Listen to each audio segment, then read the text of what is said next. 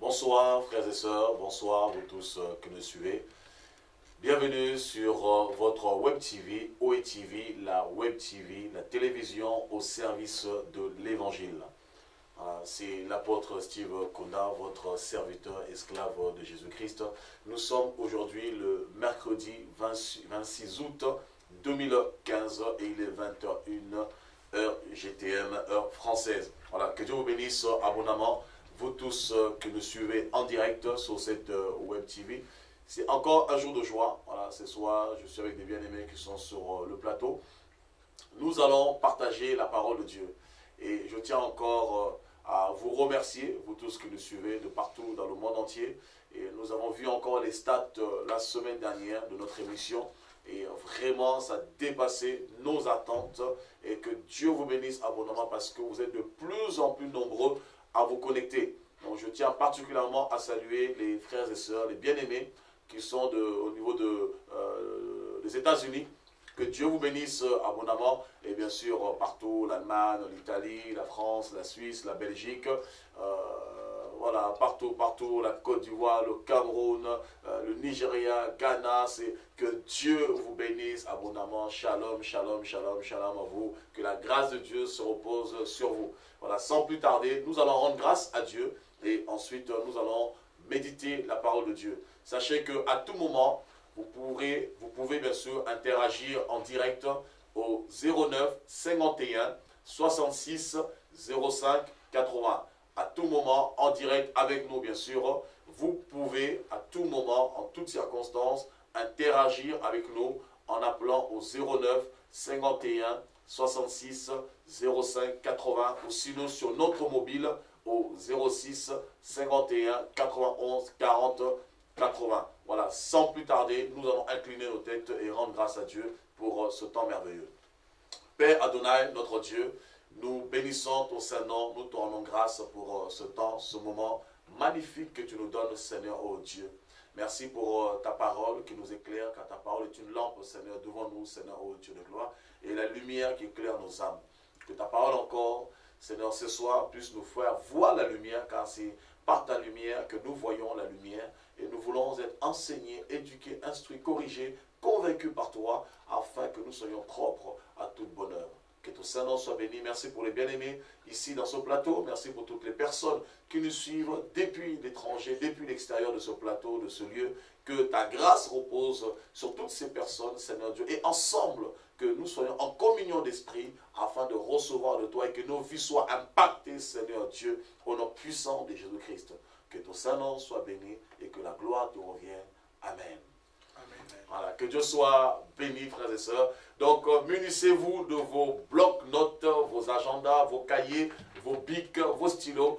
Vous allez prendre de notes. Voilà, ne soyez pas des auditeurs oublieux qui se consistent justement à entendre simplement la parole de Dieu, mais soyez de ceux qui entendent la parole de Dieu, comme les Juifs de Thessalonique dans Acte 17, qui avaient justement des sentiments plus nobles, plutôt le Juif de Bérée, qui avait des sentiments plus nobles, parce que ceux-là, de Thessalonique, ils recevaient la parole de Dieu avec empressement, mais par contre, les Juifs de Bérée, ils examinaient les Écritures. Voilà, en tout cas, que Dieu vous bénisse abondamment. Accrochez-vous à la parole de Dieu, et je pense que le Seigneur agira et se glorifiera au nom de Jésus-Christ. Voilà, le thème de ce soir, c'est « Soyez mes imitateurs », ou bien littéralement « les imitateurs ». Voilà, je suis avec le frère Samuel. Le frère Samuel, comment ça va? Ça va par la grâce de Dieu. Amen. On marche, on persévère dans la foi et dans cette espérance, parce que voilà, c'est ce que nous avons jusqu'à ce que le retour, jusqu'à ce que Christ vienne. Voilà, donc ça va très bien. Amen. Comment va ta famille? Ça va aussi. J'ai mon petit-fils donc Noé qui grandit 7 kilos.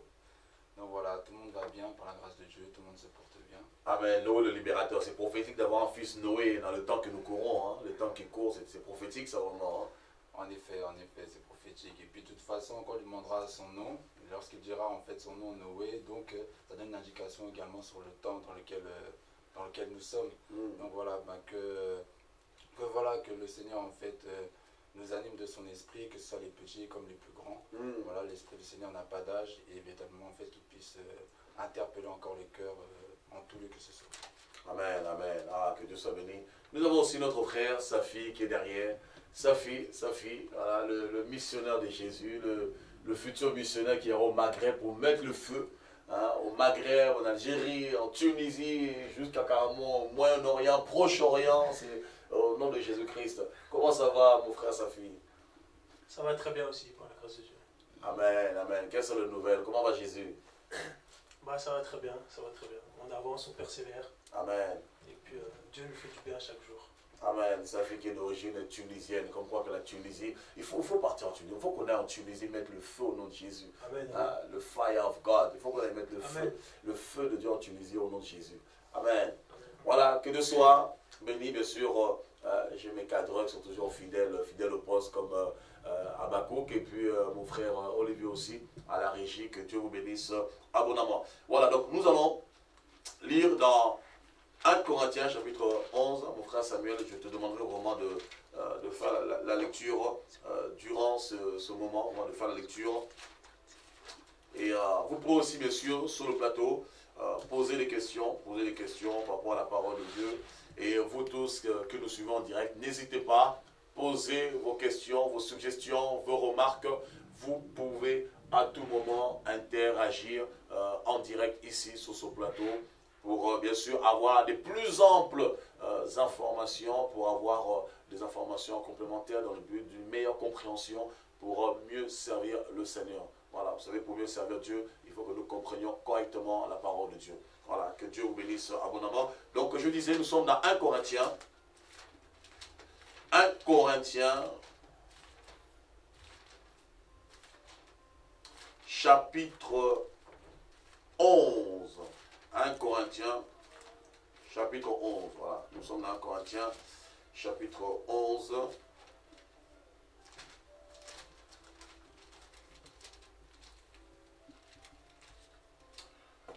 Voilà.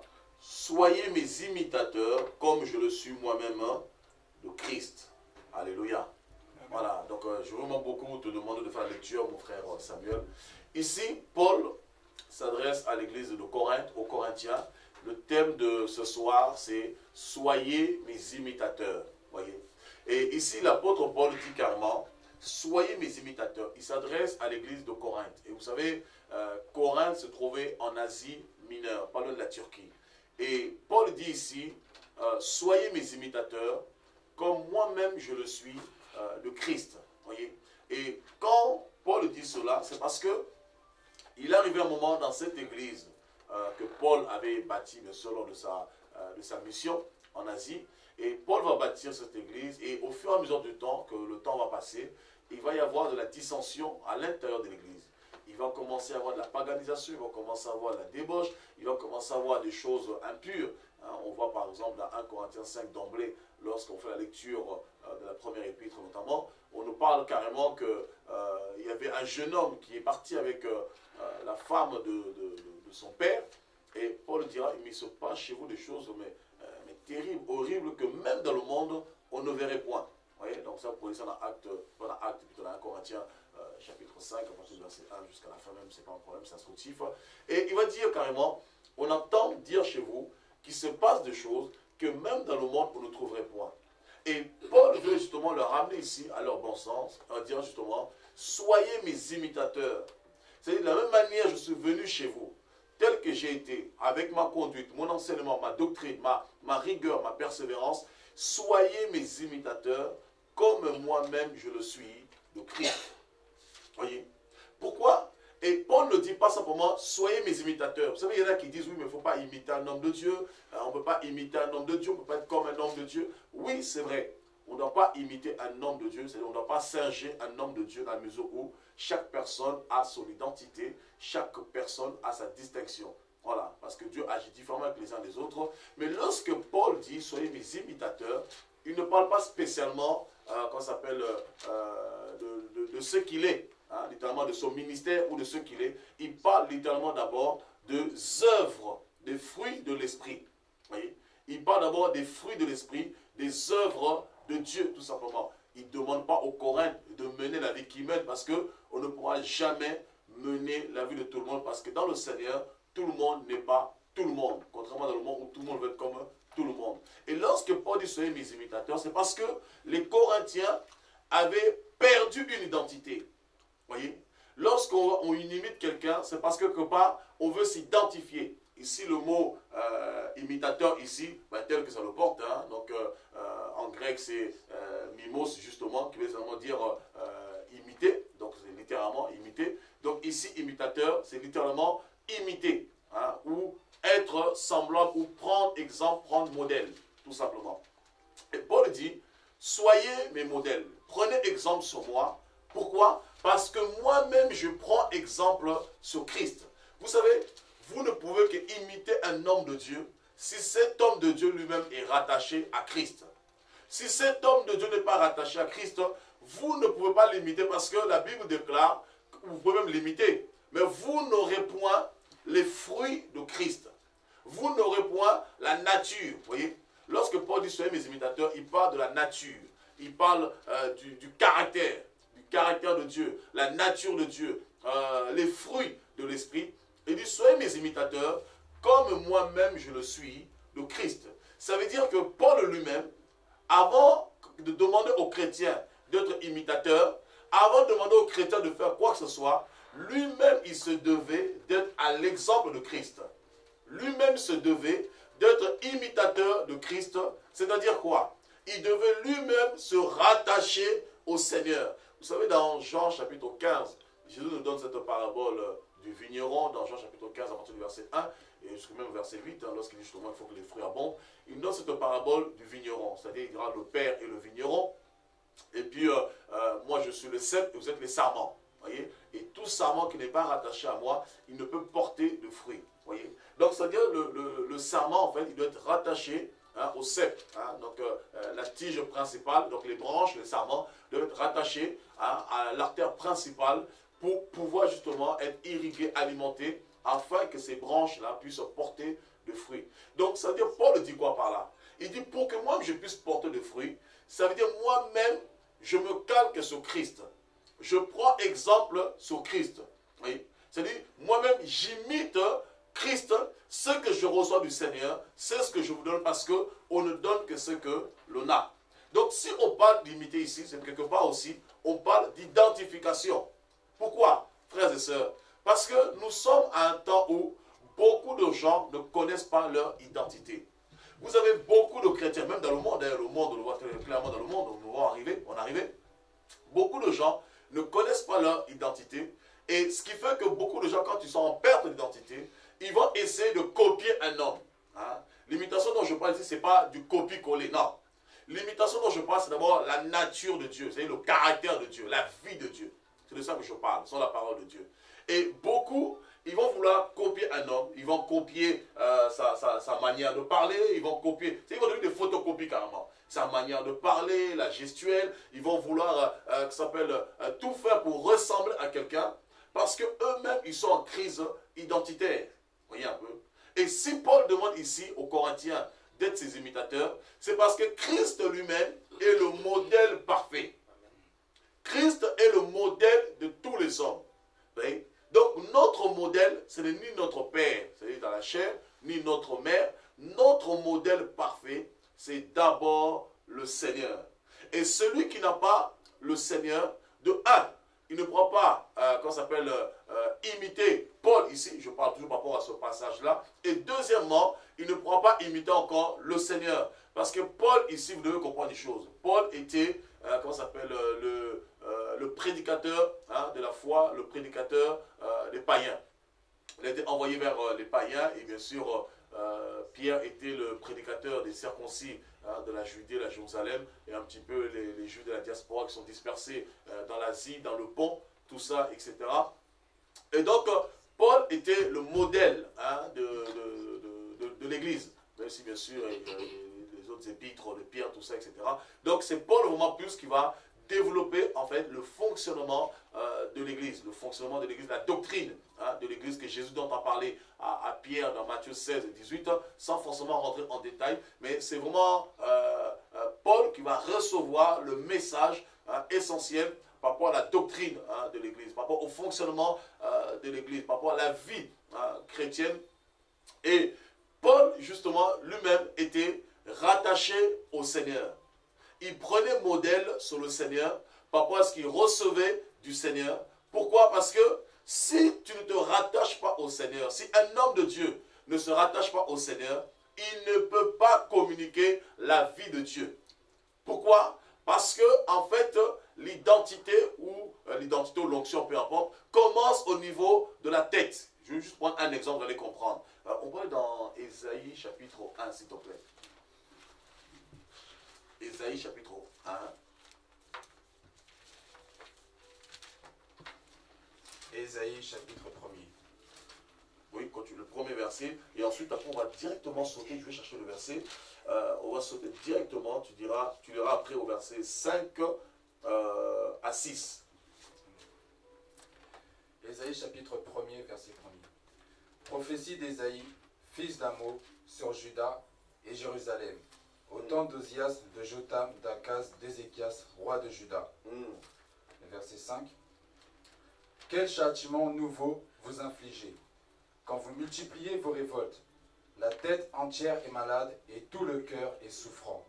De la plante du pied jusqu'à la tête, rien n'est en bon état. Ce ne sont que blessures, contusions et plaies vives, qui n'ont été ni pansées, ni bandées, ni adoucies par l'huile. Voilà, tu peux t'arrêter là. Reprends le verset 5. Quel châtiment nouveau vous infligez? Quel châtiment nouveau vous affligez? Quand vous multipliez vos révoltes,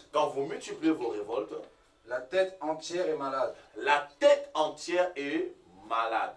Et tout le cœur est souffrant. Et tout le cœur est souffrant. La nation, le cœur c'est la nation. Continue. De la plante du pied jusqu'à la tête, rien n'est en bon état. Ok, tu peux t'arrêter là. Il dit de la plante des pieds jusqu'à la tête, rien n'est en bon état.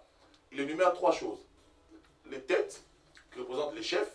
La preuve, Ésaïe, lorsqu'il prophétise, il prophétise au temps de Jotham, au temps d'Akaz, au temps d'Ézéchias. Voyez, au temps des 4 rois de Juda. Et pendant qu'il prophétise au temps de ces 4 rois, et il va dire justement que Dieu, il va prophétiser, bien sûr, c'est Dieu qui va parler, que les chefs, parce que le mot tête, ça veut dire chef. Voyez, le chef, celui qui est le maître. Qu'on le veuille pas, c'est comme ça. Ça, je tiens pour les détracteurs qui disent qu'il n'y a pas de conducteur, il n'y a pas de berger, c'est Jésus seul le berger. Eh bien, j'ai votre information que Jésus est le souverain berger et il a aussi des bergers qui conduisent son troupeau. Voilà, que ça plaise ou pas, c'est la parole de Dieu. Et donc, Dieu reprend les têtes ici. Il dit clairement, les chefs sont malades. Les têtes sont malades. Or, quand la tête est malade, forcément le corps sera malade. Il dit de la plante des pieds jusqu'à la tête, tout est malade. C'est-à-dire quoi? La plante des pieds, c'est le plus petit. Vous voyez, parce que les pieds, c'est ce qui foule le sol. C'est quoi dans la tradition juive? Quand on allait rendre visite à quelqu'un, la première des choses que la personne faisait, c'est nettoyer les pieds. Parce que les pieds souffraient énormément. Donc, la plante des pieds, c'est-à-dire, même l'élément, c'est-à-dire le plus bas, souffrait, la personne la plus basse souffrait, la tête et le cœur, c'est la nation. Rappelez-vous, dans Acte 4, on déclare que la multitude de ceux qui avaient cru, ils étaient tous ensemble et ils mettaient leurs biens en commun et la Bible déclare qu'ils formaient un seul cœur. Voilà, un seul cœur, en fait, c'est carrément la nation, c'est le peuple. Donc, le cœur était malade, donc la nation était malade. Pourquoi? Parce que la tête était malade et forcément, quand la tête est malade, même aux plus petits, forcément, ils sont malades. Et prends le psaume 133 et ensuite on va continuer le développement. Le psaume 133, voilà, ou pour les autres, les psaumes. Le psaume 133, cantique des degrés de David. Voici, oh qu'il est agréable, qu'il est doux, pour des frères de demeurer ensemble.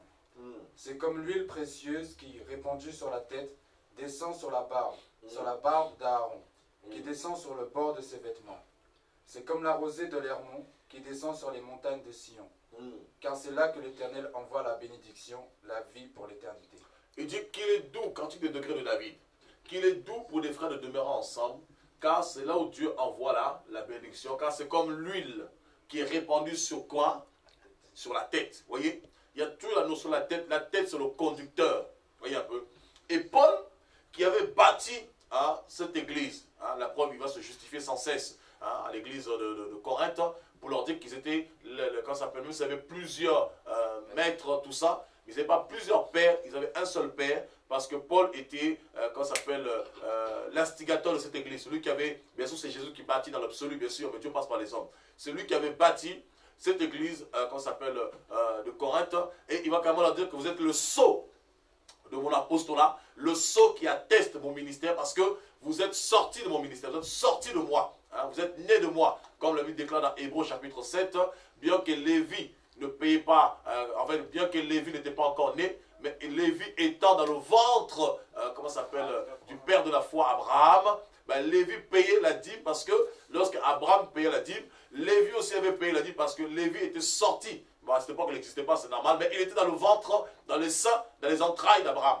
Et lorsque le temps fut arrivé, bien sûr, Abraham donnera naissance à Lévi, bien sûr, par ses enfants, notamment Jacob.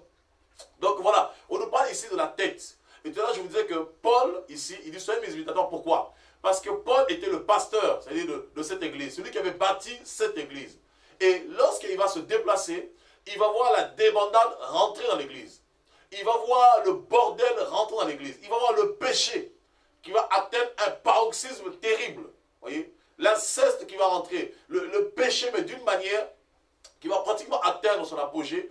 Et Paul étant choqué par rapport à toutes ces choses, il va leur dire quand même, en étant scandalisé, qu'il se passe de choses chez vous pires que même qu'on trouverait dans le monde. Parce que même dans le monde, il y a un minimum de moralité. C'est-à-dire l'immoralité avait pris place, mais totalement. Or, l'immoralité n'est pas de Dieu, parce que Habakkuk déclare que les yeux de Dieu sont tellement purs que ses yeux ne peuvent pas côtoyer, encore moins voir, cohabiter avec le péché, parce que Dieu est saint, et son peuple doit être saint, et par-dessus tout, la sainteté convient à la maison de l'Éternel. C'est l'église d'abord que nous sommes en tant que personne, et ensuite l'église locale, une fois rassemblés ensemble dans un lieu de prière. Voyez? Donc c'est vraiment très important. Et Paul ici représentait la tête. Voyez un peu. Et il dit, soyez mes imitateurs, parce que je suis la tête, je suis le modèle. Je suis le modèle du troupeau. Soyez mes imitateurs, afin que vous deveniez semblables à Christ, comme moi-même je suis imitateur de Christ. Si je suis semblable à Christ, c'est parce que moi-même je m'efforce à être semblable à lui. C'est pourquoi Paul dit dans 1 Corinthiens 9, 27, je m'efforce, je tiens à assujettir, comment ça s'appelle, ma chair, de peur d'être désapprouvé après avoir prêché moi-même aux autres. Vous voyez? Donc, Paul refusait le péché. Il refusait le compromis. Vous devez comprendre une chose. Quand je parle du compromis, c'est la compromission. Le compromis et la compromission, c'est deux mots qui se ressemblent, mais qui ne veulent pas dire la même chose. Donc, Paul refusait la compromission. Paul refusait de se compromettre. Il refusait que sa chair, ou bien du moins le péché, parce que le mot chair, de fois, on ne le comprend pas tellement, que le péché prenne le dessus, de peur que lui-même, après avoir annoncé la bonne nouvelle aux autres, qu'il soit désapprouvé. Parce que tu peux prêcher aux autres, les autres sont sauvés.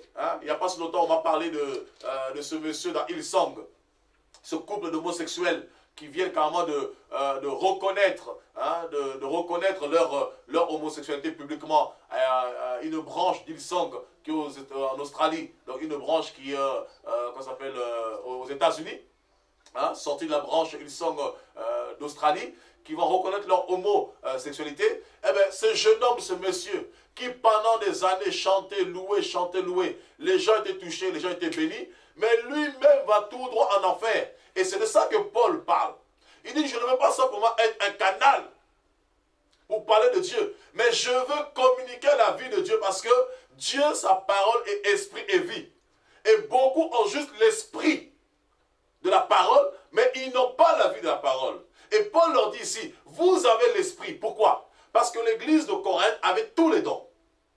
L'église de Corinthe avait tous les dons de l'esprit. Et d'ailleurs, c'est même dans cet épître de Corinthiens que Paul Paul, justement, parle notamment, et je peux même dire, il exalte. Hein, il exalte, pour ne pas dire vénérer, adorer, parce que ça peut choquer les âmes sensibles. Bientôt, on mettra quand même interdit à moins de 10 ans, 15 ans, 20 ans. On verra ça plus tard. Donc, Paul, carrément, exalte les dons, c'est-à-dire les dons spirituels, les grâces. Il exalte la puissance de l'esprit, le don de puissance, le don de révélation. Voyez? Parce que cette église était comblée en grâce, en don, en puissance. Ils avaient tout le don, le parler en langue, la prophétie, les miracles, le don de foi. Il y avait tous les dons. Et bizarrement, la même église, il y avait plus le don. C'est la même église, il y avait plus de désordre comme pas possible. Donc Paul était complètement indigné. Il dit, mes amis, soyez mes imitateurs. D'ailleurs, dans 1 Corinthiens 4, au verset 16, il dit, je vous en conjure. C'est-à-dire, je vous en supplie. Je pleure même. Je vous en supplie, s'il vous plaît, soyez mes imitateurs comme moi-même je le suis de Christ. Voyez un peu. C'est-à-dire, n'ayez pas simplement l'esprit de la parole. Beaucoup de gens ont l'esprit de la parole, mais ils n'ont pas la vie de la parole. Vous savez, l'esprit sans la vie égale zéro. Tu peux avoir l'esprit de la parole, mais si tu n'as pas la vie de la parole, mais ton témoignage ne sera pas efficace. Or, pour que le témoignage soit efficace, il faut que tu aies l'esprit de la parole, la pensée, et deuxièmement de la pensée, il faut que tu aies la vie. C'est pourquoi Paul dit que la connaissance enfle. Car celui qui a la connaissance, il a l'esprit de la parole. Mais si tu n'as pas la vie de la parole, eh bien cet esprit de la pensée, de connaissance, va te rendre orgueilleux. Oh, l'orgueil, frère, l'orgueil. Ah, on va enseigner sur l'orgueil. C'est le premier péché que le monde ait connu. C'est le premier péché qui a existé depuis même le ciel. Le premier péché que le monde ait connu, que l'armée des cieux ait connu, c'est l'orgueil. Et c'est ce qui a... Regardez la chute de Satan. Regardez comment elle était précipitée. Regardez un peu les kilomètres qu'il y a entre là où il était et là où il est descendu dans la Bible. Regardez un petit peu l'écart qu'il y a. Vous voyez l'orgueil, ce que ça fait? C'est que ça te prend de là où tu es, de l'apogée, du summum là où tu es, et ça t'amène à un niveau, là, même la plante de pied beau. Des fois, regardez. Vous voyez un petit peu? Donc, on peut glisser facilement. Et Paul leur dit, soyez mes imitateurs, comme moi, je le suis de Christ. C'est-à-dire, rejetez le péché. Imitez ce qui est bien. Et Paul va imiter Jésus. Pourquoi? Parce que Jésus est le modèle parfait. Vous voyez un peu? Jésus est le modèle parfait. Il est celui que Dieu a envoyé pour montrer aux hommes la voie. Pour montrer l'image parfaite de Dieu. Allons-y dans... Comment ça s'appelle? Genèse, chapitre 1.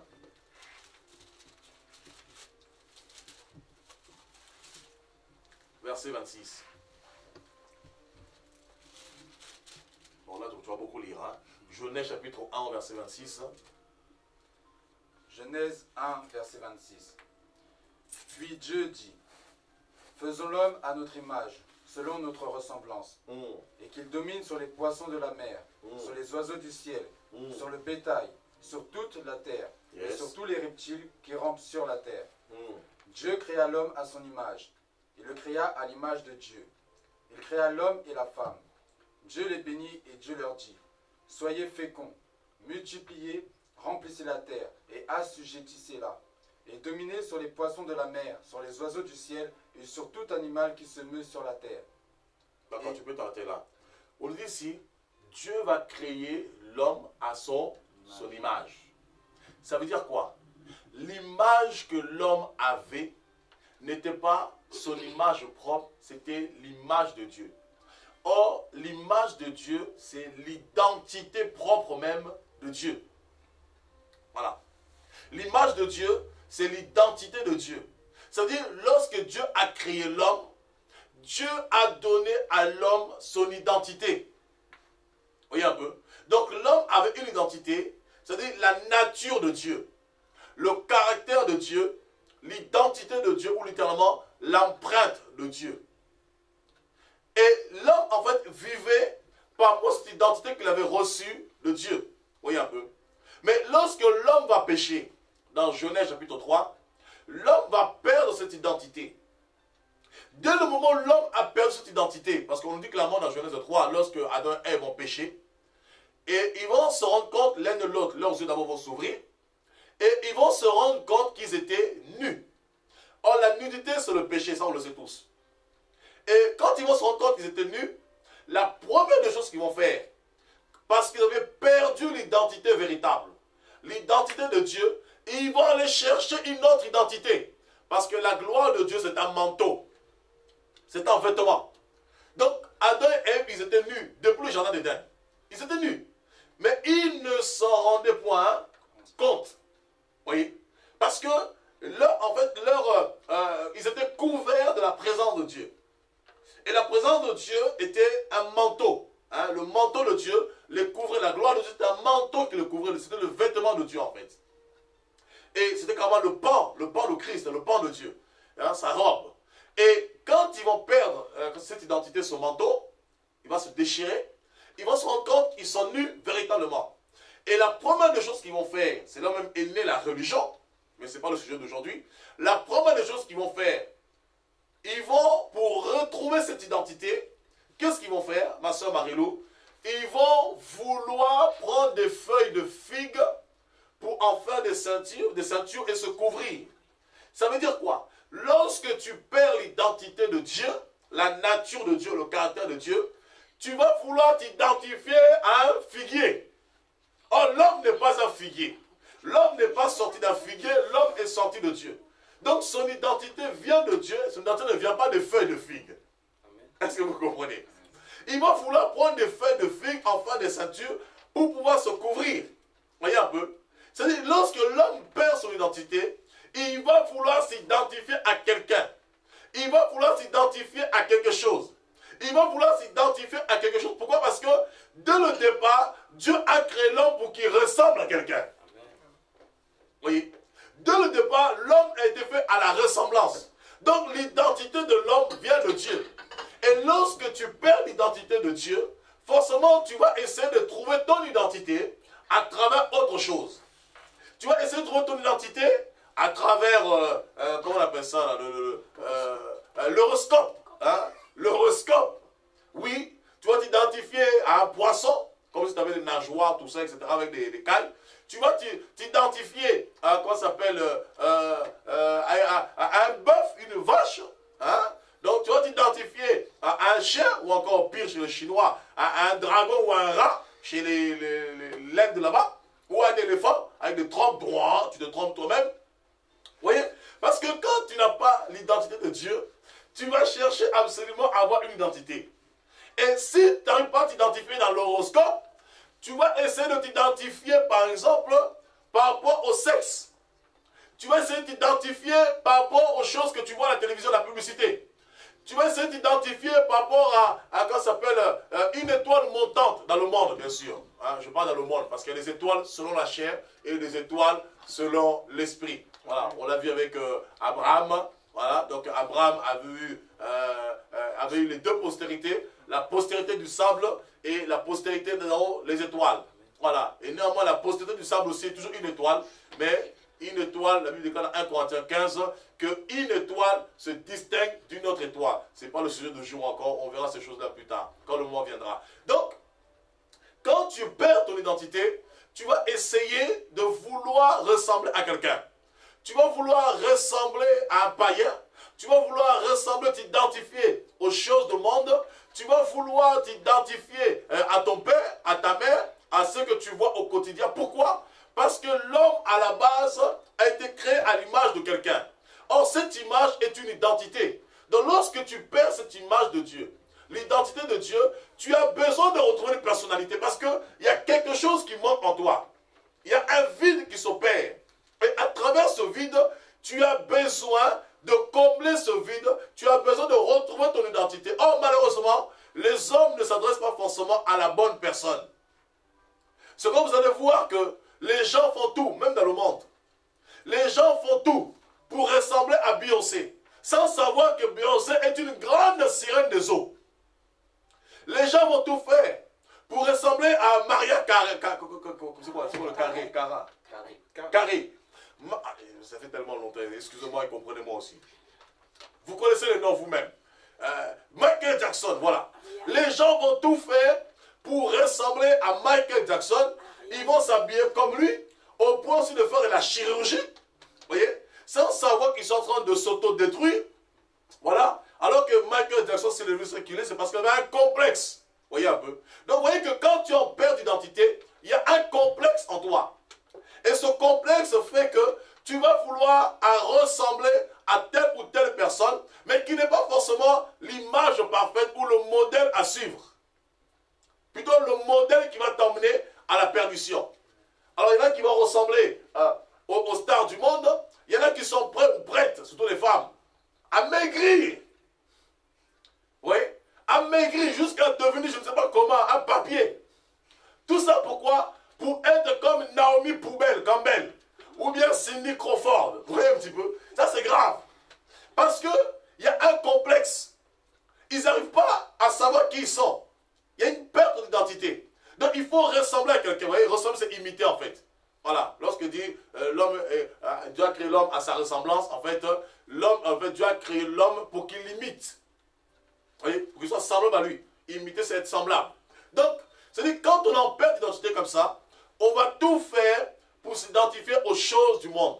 Inconsciemment, les choses du monde nous entraînent dans le péché, nous entraînent dans des orgies, nous entraînent à la perdition. Vous voyez un petit peu? Et c'est pourquoi, lorsque Adam a chuté, Dieu a envoyé Jésus. Pourquoi? Parce que Adam sur la terre était le premier-né de Dieu sur la terre. Et le premier-né de Dieu a échoué. Eh bien, Dieu va susciter un autre premier-né, mais d'entre les morts maintenant. Vous voyez la différence? Vous voyez? Dieu va susciter un autre premier-né qui est Jésus dans le but de satisfaire purement la volonté de Dieu. Allons dans, comment ça s'appelle, on va lire Colossiens chapitre 1 et ensuite on va lire aussi Hébreux chapitre 10. On va commencer par Hébreux chapitre 10 au verset 5. Ensuite Colossiens chapitre 1 à partir du verset 15. Et on va comprendre tout ça. Hébreux chapitre 10 au verset 5. Et ensuite Colossiens chapitre 1. Hébreux chapitre 10 à partir du verset 5. Oui. C'est pourquoi Christ, entrant dans le monde, dit Tu n'as voulu ni sacrifice ni offrande, mais tu m'as formé un corps. Tu n'as agréé ni holocauste ni sacrifice pour le péché. Alors j'ai dit, voici je viens. Dans le rouleau du livre, il est question de moi, pour faire, ô Dieu, ta volonté. Après avoir dit d'abord, tu n'as voulu et tu n'as agréé ni sacrifice, ni offrande, ni holocauste, ni sacrifice pour le péché, ce qu'on offre selon la loi, il dit ensuite, voici, je viens pour faire ta volonté. Voilà, tu peux t'arrêter là. Donc on va dans la Colossiens chapitre 1. Colossiens chapitre 1. Oui. Verset 15, on avait dit. Verset 15. Le Fils est l'image du Dieu invisible, le premier-né de toute la création. Car en lui ont été créées toutes les choses qui sont dans les cieux et sur la terre, les visibles et les invisibles. Trône, dignité, domination, autorité. Tout a été créé par lui et pour lui. Il est avant toute chose et toute chose subsiste en lui. Il est la tête du corps de l'Église. Il est le commencement, le premier-né d'entre les morts, afin d'être en tout le premier. Voilà. On nous dit ici, le Fils est l'image du Dieu invisible, le premier-né de toute la création. Oui, il y en a qui me diront, mais tu viens de dire à l'instant que Adam est le premier-né de la création. Alors comment ici Christ est le premier-né? Oui. Lorsqu'ici on dit Christ est le premier-né de toute la création, c'est Dieu lui-même qui le nomme comme ça, selon la prophétie qu'il a faite à David dans le psaume 89. On ne parle pas du premier-né par rapport à l'origine terrestre, charnelle, non, pas du tout. Parce que le premier-né de la création de la terre parmi les hommes, c'est Adam. Mais le fait que Jésus a obéi à la parole de Dieu, pour Dieu, parce que la Bible, rappelez-vous que la Bible déclare que les premiers seront les derniers et les derniers seront les premiers. Donc par conséquent, comme Jésus a obéi pleinement à la volonté du Père, il est devenu pour Dieu, donc il a pris la primauté sur, sur Adam, et pour Dieu, selon la prophétie du psaume 89, il est devenu le premier-né de la création, et par-dessus tout, le roi de la terre, et par-dessus tout, les premiers-nés d'entre les morts. Alors, vous savez bien qu'avant que Jésus meure, beaucoup sont morts, voyez, mais c'est pas pour la résurrection dont on parle, le fait d'avoir vaincu la mort, la victoire sur la mort. Donc, dans Hébreux 10:5, on nous dit que Jésus est venu, il n'a demandé ni offrande, ni holocauste, mais il a simplement demandé un corps au Père. que le Père lui accorde un corps afin de faire sa volonté. Pourquoi? Parce que dans Ésaïe 6, quand on est dans Ésaïe 6, la Bible déclare, Dieu pose la question à Ésaïe, le jour de la mort du roi Osias. Ésaïe voit la gloire de Dieu qui remplissait le temple et le pan de sa robe remplissait le temple. Et Ésaïe va voir le saint des saints, c'est-à-dire la sainteté de Dieu. Et il dit, malheur à moi quand je suis, un peuple aux lèvres impures. J'habite au milieu d'un peuple aux lèvres impures. Et l'ange d'Éternel va envoyer, Dieu lui-même bien sûr, il va envoyer un ange qui va justement le purifier, le sanctifier. Et il va lui dire, qui enverrai-je pour marcher pour nous? Voyez? Parce que Dieu regardait sur la terre, aucun homme était capable de refléter l'image de Dieu, la ressemblance de Dieu, la nature de Dieu. Et Dieu regardait sur la terre, il dit, qui enverrai-je pour redonner à l'homme le modèle parfait, l'image parfaite, le caractère de Dieu, la nature de Dieu. Et Dieu regarde sur toute la terre, il ne trouve personne. Bien que Ésaïe dit, Seigneur, me voici, envoie-moi, c'était en fait l'image, Ésaïe était l'image et la préfiguration de Jésus qui a dit justement, me voici au Père pour faire ta volonté. Vous devez comprendre que la parole de Dieu est pleine de préfiguration, bien sûr, annonciateur en fait réellement de Jésus-Christ. Voilà, tout ce qui est, ce sont des énigmes. Dans ce cas, Colossiens déclare, c'est carrément l'ombre. C'est plein d'ombres comme ça qui représentent en fait la perfection de Jésus-Christ. Ce sont des images de Jésus et Jésus lui-même représente la réalité de ce qu'ont été ces personnes. Et donc Jésus vient pour faire la volonté du Père. Et dans Jean 4, 34, Jésus dira, ma nourriture est de faire la volonté de celui qui m'a envoyé. C'est-à-dire littéralement de communiquer, de faire la volonté de Dieu, c'est-à-dire de marcher sur la justice de Dieu, de marcher selon Dieu, selon le caractère de Dieu, selon la nature de Dieu, non se conformer au siècle présent, non se conformer au monde, mais se conformer au ciel. De lui-même dira que personne ne monte au ciel si ce n'est que celui qui est descendu du ciel. Et sa volonté était de faire la volonté d'en haut, la volonté du Père. Voyez? Donc la nature de Dieu ne vient pas d'en bas, comme Jacques dira. La sagesse de Dieu n'est pas la sagesse d'en bas qui est diabolique, perverse et corrompue et charnelle par-dessus tout. Mais la sagesse de Dieu, elle est pacifique. Voyez un peu? Donc Jésus avait la pensée d'en haut. Raison pour laquelle même il demande aux hommes de rechercher premièrement le royaume des cieux. Vous voyez? Le règne. Or, dans un règne, dans tout règne, il y a un fonctionnement. Vous voyez? Il y a une mentalité, une manière de vie, une manière de vivre, une manière de comportement, de se comporter, une manière d'être. Vous voyez un peu? Il dit rechercher probablement le royaume des cieux, c'est-à-dire rechercher la pensée du royaume, la vie du royaume, l'esprit du royaume, la manifestation du royaume, afin que sur la terre, vous vivez comme des fils du royaume. Que sur la terre, vous reflétez le royaume de Dieu. Et c'est la mission que Jésus-Christ a reçue. Vous voyez un peu? Afin que par Jésus, nous aussi, nous puissions aussi en nous avoir la mentalité de Dieu. La mentalité que Adam avait perdue, que nous puissions avoir la mentalité du royaume, la vision du royaume, la vie du royaume. Non pas seulement l'esprit, mais aussi avoir la vie du royaume. Voilà. Parce que la vie du royaume n'a rien à voir avec la vie que le monde nous présente. N'a rien à voir avec ce que le monde nous présente. Parce que la vie que le monde nous présente, c'est une vie diabolique. Parce qu'elle paraît belle en superficielle, elle paraît belle comme ça, en surface. Mais quand vous rentrez dans la profondeur, le monde est pourri. C'est pourquoi Jean dira dans 1 Jean, bien aimé, 3 Jean plutôt, bien aimé, n'aimez point le monde. Et dans 1 Jean aussi, n'aimez point le monde. Et dans 3 Jean, il dira plutôt, n'imitez point le monde. Dans 1 Jean, il dira, n'aimez pas le monde.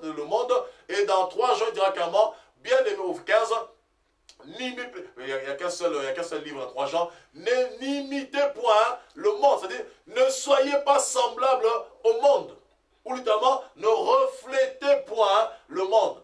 Vivez en opposition avec le monde. Ça veut dire que quand tu es un fils du royaume, tu as la mentalité du royaume, tu ne fais plus les choses comme les gens du monde. Tu marches en opposition ou littéralement à contre-courant. Donc forcément, les gens ne peuvent pas te comprendre.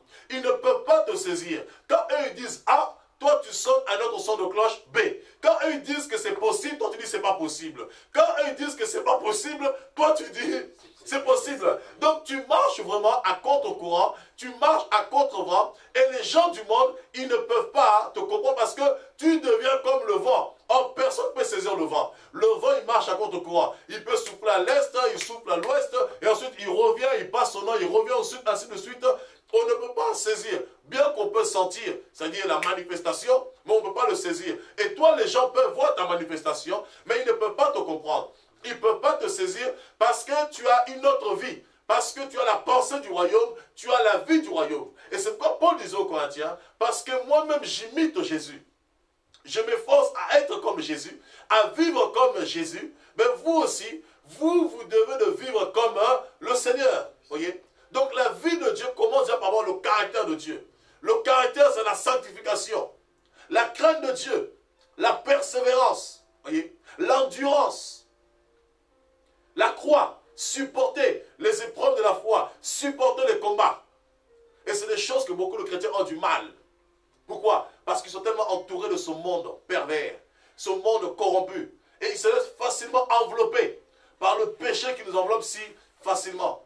Et c'est pourquoi lorsque Dieu se révèle à Moïse, aux enfants d'Israël, regardez ce que Dieu va leur dire dans Exode. Exode chapitre 23. Exode chapitre 23. À partir du verset 20. Exode 23, verset 20. Voici, j'envoie un ange devant toi pour te protéger en chemin et pour te faire arriver au lieu que j'ai préparé. Tiens-toi sur tes gardes en sa présence et écoute sa voix. Ne lui résiste point, parce qu'il ne pardonnera pas vos péchés, car mon nom est en lui. Mais si tu écoutes sa voix, et si tu fais tout ce que je te dirai, je serai l'ennemi de tes ennemis et l'adversaire de tes adversaires. Mon ange marchera devant toi et te conduira chez les Amoréens, les Essiens, les Phérésiens, les Cananéens, les Éviens et les Jébusiens, et je les exterminerai. Tu ne te prosterneras point devant leurs dieux, et tu ne les serviras point. Tu n'imiteras point les peuples dans leur conduite, mais tu les détruiras, et tu briseras leurs statuts. Vous servirez l'Éternel votre Dieu, et il bénira votre pain et vos eaux, et j'éloignerai la maladie du milieu de toi. Amen. Voilà ce que Dieu dit ici aux enfants d'Israël. Bien sûr, Dieu parle à Moïse lorsqu'il va donner les lois à Moïse, les lois civiles, les lois sociales, parce qu'Israël avait été dirigé par 3 lois fondamentales. La loi, comment dirais-je, cérémonielle, la loi sociale et la loi civile. Les lois civiles, voilà. Et la morale, la moralité. Et donc, ici, Dieu parle à Moïse, il dit qu'il envoie son ange devant lui. Nous savons tous que cet ange-là, c'est l'ange de l'Éternel, n'est rien d'autre que Jésus-Christ lui-même et Dieu lui-même. Donc, il dit, tu écouteras ce que l'ange te dira et tu feras tout ce qu'il te dira. Et par-dessus, il dit, mon ange lui-même marche devant toi pour te protéger, notamment vous protéger, et il deviendra l'ennemi de vos ennemis et l'ami de vos amis. Donc, celui qui vous maudit, l'ange va se lever, et celui qui est pour vous, l'ange sera pour lui. Vous voyez un petit peu? Et ensuite, il leur dit, lorsque vous allez posséder le pays que l'Éternel vous donne, Dieu va détruire les Jébusiens, les Phérésiens, tout ça, etc. Et par-dessus, il dit, lorsque vous posséderez le pays, vous n'imiterez point la conduite. Vous voyez? Vous voyez, là, je parlais de la conduite. Vous n'imiterez point la conduite de ce peuple parce qu'ils sont en abomination devant l'Éternel. Voyez? Et Dieu dit, vous n'allez pas imiter, littéralement, vous ne vivrez pas comme eux. Parce que les Cananéens étaient des vrais abominables devant l'Éternel. C'était des grands pécheurs. Ils livraient leurs enfants au dieu Malcolm. Hein? Malcolm, comment ça s'appelle, ils livraient leurs enfants au dieu Malcolm, au feu, hein, carrément. Donc c'était vraiment des vrais abominables aux yeux de l'Éternel.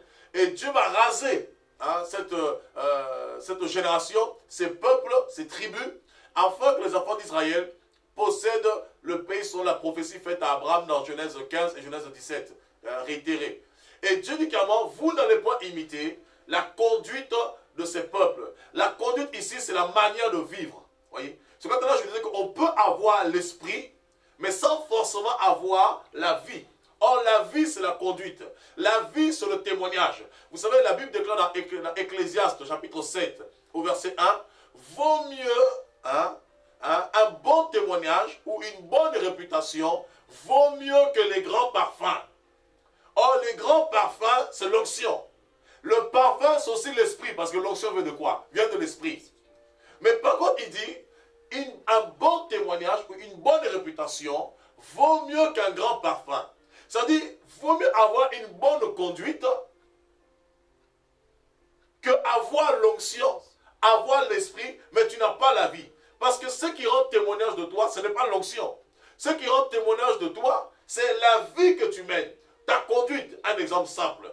Je vais prier pour les malades, mais si moi je me retrouve à voler à Carrefour, tu vas dire, ah frère, mais hier tu as prié pour les malades, ils ont été guéris, mais comment tu voles à Carrefour? Tu diras que ton comportement est en opposition par rapport aux actes que tu as posés hier. Et automatiquement, ma conduite, mon comportement va discréditer l'action de l'esprit. Et d'ailleurs, c'est pourquoi Paul dit dans Romains chapitre 2 que le nom de Dieu est blasphémé parmi les... Vous connaissez la suite. Voilà un petit peu. Donc, Dieu dit ici clairement, vous n'allez point imiter la conduite de ces peuples, leur manière de vivre, leur vaine manière de vivre, leurs abominations. Vous voyez un peu? Il dit clairement, vous n'allez pas offrir des parfums à leur Dieu. Ils avaient des divinités, ils avaient des idoles, ils avaient plusieurs idoles, plusieurs dieux. Il y avait Baal, il y avait Astarté, il y avait Dagon, il y avait plus Malcolm, il y avait plusieurs dieux. Vous voyez un peu? Et il y avait plein d'abominations. Et Dieu dit, vous n'allez pas imiter leur conduite pour que Dieu vous bénisse. Si vous n'imitez pas leur conduite, c'est alors que Dieu bénira votre pain, Dieu bénira vos eaux, c'est-à-dire c'est alors que la bénédiction vous accompagnera. C'est-à-dire la bénédiction est rattachée à la conduite. Or, la conduite, c'est la sainteté. C'est pourquoi la Bible déclare que la sainteté convient à la maison de l'Éternel. Pourquoi? Parce que sans la sanctification, personne ne peut. Hébreux 12 nous dit là-bas. Vous voyez un peu? C'est-à-dire que la conduite, frère, que tu le veuilles ou pas, il y en a qui vont dire, oh non, mais moi je sers Dieu, Dieu agit, Dieu me bénit, Dieu se manifeste, ne jugez pas, comme beaucoup de chrétiens. Aujourd'hui, nous sommes choqués. C'est pourquoi j'ai dit bientôt sur OETV, nous allons carrément vous avoir des pictogrammes interdits de moins de 10 ans, moins de 15 ans, moins de 20 ans, moins de 30 ans, 40 ans, 50 ans, en fonction du message. Ah oui. Parce que les chrétiens sont tellement devenus sensibles, plus sensibles que le monde. Les choses même que le monde condamne, vous les chrétiens vous approuvez sous prétexte au nom de l'amour de Dieu. Oui, Dieu est amour, mais Dieu aussi juste, parce que la Bible déclare que l'amour est juste. Amen. Parce que l'amour ne fait rien de malo. C'est pas moi qui le dis. Voilà, je ne vais pas heurter la sensibilité. Vous voyez un petit peu? Voilà, donc la prochaine fois on mettra les moins. Donc vous voyez un petit peu, frères et sœurs, on est choqués. C'est-à-dire comment un frère peut chanter alors qu'il est homosexuel? Vous voyez un petit peu? Comment on peut approuver cela? Je ne veux pas le condamner, ce frère-là. Comme on a enseigné la semaine dernière le jugement. Nous condamnons les hommes et non les personnes. Amen. Parce que Jésus n'est pas venu pour condamner les hommes, mais il est venu pour sauver les âmes des hommes. Rappelez-vous dans Luc chapitre 9, lorsque Jésus traverse un bourg de Samaritains et que les Samaritains vont refuser que Jésus soit logé chez eux, Jean et Jacques, les fils de Zébédée, les fils de Tonnerre, ils vont dire, Maître, permet que nous invoquions le feu et que le feu, oh my God, ça c'est les spirituels, les très très spirituels. Oh my God. Ils ont la puissance d'invoquer le feu, ils n'ont même pas le souci des âmes de ces personnes-là. Permet que nous invoquions le feu, que le feu les consume. Je dis, vous ne savez pas de quel esprit vous êtes animés. Car le Fils de l'homme n'est pas venu pour perdre les âmes, mais il est venu pour sauver les âmes. Voyez? Donc on doit rejeter toute mauvaise conduite. Voyez? Pierre dira, soyez saints dans toute votre conduite. Notre conduite doit être sainte. Or, le mot saint, ou le mot sainteté, ou le mot sanctification, veut dire littéralement être mis à part. C'est-à-dire, tu es dans le monde, tu es parmi des gens, tu es dans un système, mais tu es à part. Regardez, le peuple d'Israël devrait rentrer à Canaan. Mais Dieu lui dit, bien que tu sois à Canaan, tu ne vas pas imiter. Canaan représente le monde. Tu es dans Canaan, mais tu ne dois pas imiter dans ta conduite, tu dois vivre différemment d'eux. Comme au jour d'aujourd'hui, nous sommes dans le monde. C'est quoi l'apôtre Paul dit dans Romains chapitre 12. Hein? Ne vous conformez pas, littéralement, ne soyez pas semblables, ne ressemblez pas, n'imitez pas. Ne vous conformez pas au siècle présent. Pourquoi? Parce que le siècle présent, comme Paul dit dans Philippiens, nous sommes dans un siècle, dans une génération corrompue et perverse. Le siècle est pervers. Le siècle dans lequel nous sommes, le péché est en train d'atteindre son apogée. Et le péché rentre dans l'église, au point où maintenant c'est devenu officiel, où des femmes homosexuelles dirigent des églises, des hommes homosexuels dirigent des églises. J'ai vu un reportage dessus la semaine dernière. De plus en plus, des homosexuels dirigent des églises. Ce n'est pas forcément des églises locales composées que d'homosexuels, mais des églises composées de tout. Des terreaux d'homosexuels, des enfants, des jeunes gens, mais à la tête, ce sont des homosexuels au nom des droits de l'homme. Qui vous a dit que Dieu est là pour les droits de l'homme? Nous vivons aux droits de Dieu. Amen. Le royaume de Dieu, ce n'est pas la démocratie. Ça vient des Grecs. Le royaume de Dieu, c'est la théocratie. Le gouvernement de Dieu. Ah oui, nous sommes un gouvernement dans un gouvernement. Dans le gouvernement des hommes, nous avons aussi notre gouvernement, le gouvernement de Dieu. Et nous ne devons pas marcher sur la conduite des méchants, sur la conduite des impies. C'est pourquoi Romains 12 déclare, ne vous conformez pas au siècle présent, mais au contraire, soyez transformés par le renouvellement de l'esprit, afin de discerner ce qui est bon, agréable, parfait, selon Dieu. Voyez? Donc ça veut dire quoi? On ne doit pas se conformer au monde, mais on doit faire ce qui est agréable, ce qui est bon, ce qui est parfait selon Dieu. Et ce qui est grave, c'est que même dans les églises, à qui la parole a été adressée, on voit beaucoup de personnes qui sont en perte d'identité. Comme s'ils sont nués dans l'église, il faut qu'ils copient le monde.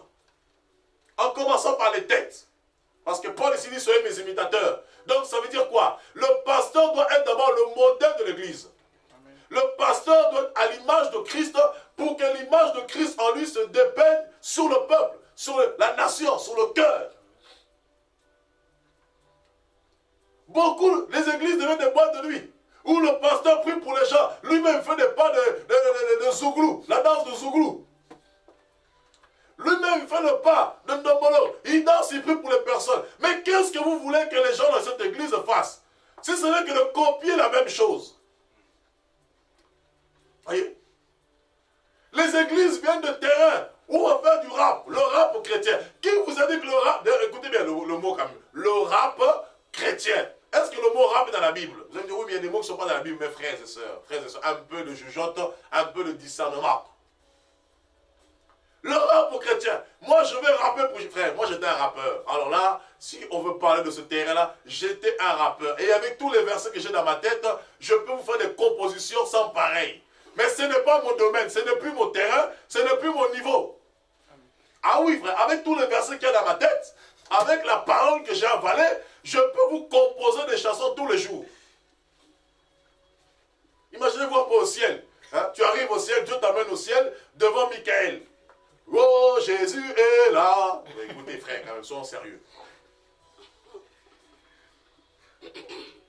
Soyons sérieux quand même. Le zouk chrétien, ça c'est le monde. On ne doit pas imiter frère. N'imitons pas la conduite du monde. Paul dit, soyez mes imitateurs, comme moi-même je le suis, le Christ. On va voir cela, c'est quoi cette imitation? C'est quoi exactement dans la profondeur? On va le voir là tout de suite. Voyez un peu. Le monde rentre dans l'église, en commençant par les têtes. Les pasteurs qui approuvent tout et n'importe quoi. Le désordre rentre, la paganisation, la sédition, les divisions. C'est parce que les têtes d'abord sont malades. Et ils communiquent ce qu'ils ont. Et c'est pas Paul le dira, Jacques le dira plutôt, il n'est pas bon que beaucoup enseignent. Ça dit littéralement c'est quoi? Que beaucoup se tiennent devant. Parce que l'enseignement, tout le monde peut s'enseigner, tout le monde peut s'instruire. Mais lorsqu'il parle de l'enseignement ici, il parle de la doctrine, le Christ. Tout le monde n'est pas appelé à porter la doctrine de Christ. Tout le monde n'est pas appelé à être la tête. Parce que sinon, la frère, c'est un troupeau. Soit tu as une tête aveugle et tu conduis tout le troupeau à la mort. Parce qu'un conducteur aveugle ne peut que conduire les aveugles parce qu'on ne donne que ce qu'on a. Jésus n'a pas dit le conducteur aveugle, un aveugle qui conduit des voyants, il les a mis tous dans un trou. Hein. Non, non. Il a dit un aveugle qui conduit. Pourquoi il conduit? Parce que lui-même il est aveugle. Donc il ne peut que communiquer l'aveuglement. Donc l'aveugle conduit des aveugles, ils vont tous dans un trou. Vous voyez un petit peu? Et Paul dit, soyez mes imitateurs comme je le suis de Christ. Que devons-nous imiter? Les bonnes œuvres de Dieu. Voyez? La nature de Dieu, le caractère de Dieu. Allons-y. Dans 1 Thessaloniciens.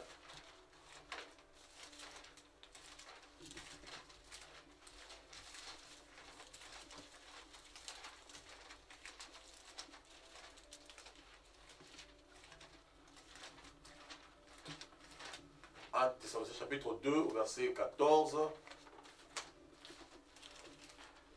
1 Thessaloniciens chapitre 2, verset 14. Car vous, frères, vous êtes devenus les imitateurs des églises de Dieu, qui sont en Jésus-Christ dans la Judée, parce que vous aussi, vous avez souffert de la part de vos propres compatriotes les mêmes maux qu'elles ont souffert de la part des Juifs, qui ont fait mourir le Seigneur Jésus et les prophètes, qui nous ont persécutés, qui ne plaisent point à Dieu et qui sont ennemis de tous les hommes, nous empêchant de parler aux païens pour qu'ils soient sauvés, en sorte qu'ils ne cessent de mettre le comble à leurs péchés. Mais la colère a fini par les atteindre. Voilà. Vous voyez un peu? Paul dit ici, à l'église de Thessalonique, il se réjouit de faire, quand il leur a annoncé la parole de Dieu, ils ont reçu la parole de Dieu, non pas comme étant la parole d'un homme, mais comme étant la parole de Dieu qui agit en eux. Et il va leur dire justement d'être ses imitateurs. Hein? Là, il va se réjouir de fait qu'ils étaient imitateurs de Paul, parce qu'au départ, rappelez-vous, tout à l'heure je citais Acte 17, 11, on parle des Juifs de Bérée et les Juifs de Thessalonique. Lorsque Paul est venu pour la première fois à Thessalonique, la Bible déclare que les Juifs de Thessalonique avaient des sentiments, comment ça s'appelle, plus nobles. Vous voyez un peu, plutôt les Juifs de Bérée avaient des sentiments plus nobles que ceux de Thessalonique. Les gens de Thessalonique, ils ont reçu la parole avec empressement, et les Juifs de Bérée, par contre, ils examinaient les Écritures. Et plus tard après, ces mêmes Juifs de Thessalonique, ils ont grandi dans la maturité. Et Paul dit maintenant, je me réjouis de ce que vous êtes devenus nos imitateurs. Vous voyez, comme des élus de Dieu, des églises bien sûr, des imitateurs des églises de Dieu qui sont en Jésus-Christ dans la Judée, parce que vous aussi, vous avez souffert de la part de vos propres compatriotes les mêmes maux qu'ils ont souffert de la part des Juifs. Voilà la conduite d'un chrétien, c'est accepter la souffrance à cause du nom de Jésus. Vous voyez un peu? Voilà ce qu'il faut imiter. La conduite, le caractère, la persévérance. Il dit, à cause du nom de Jésus, vous avez accepté de souffrir.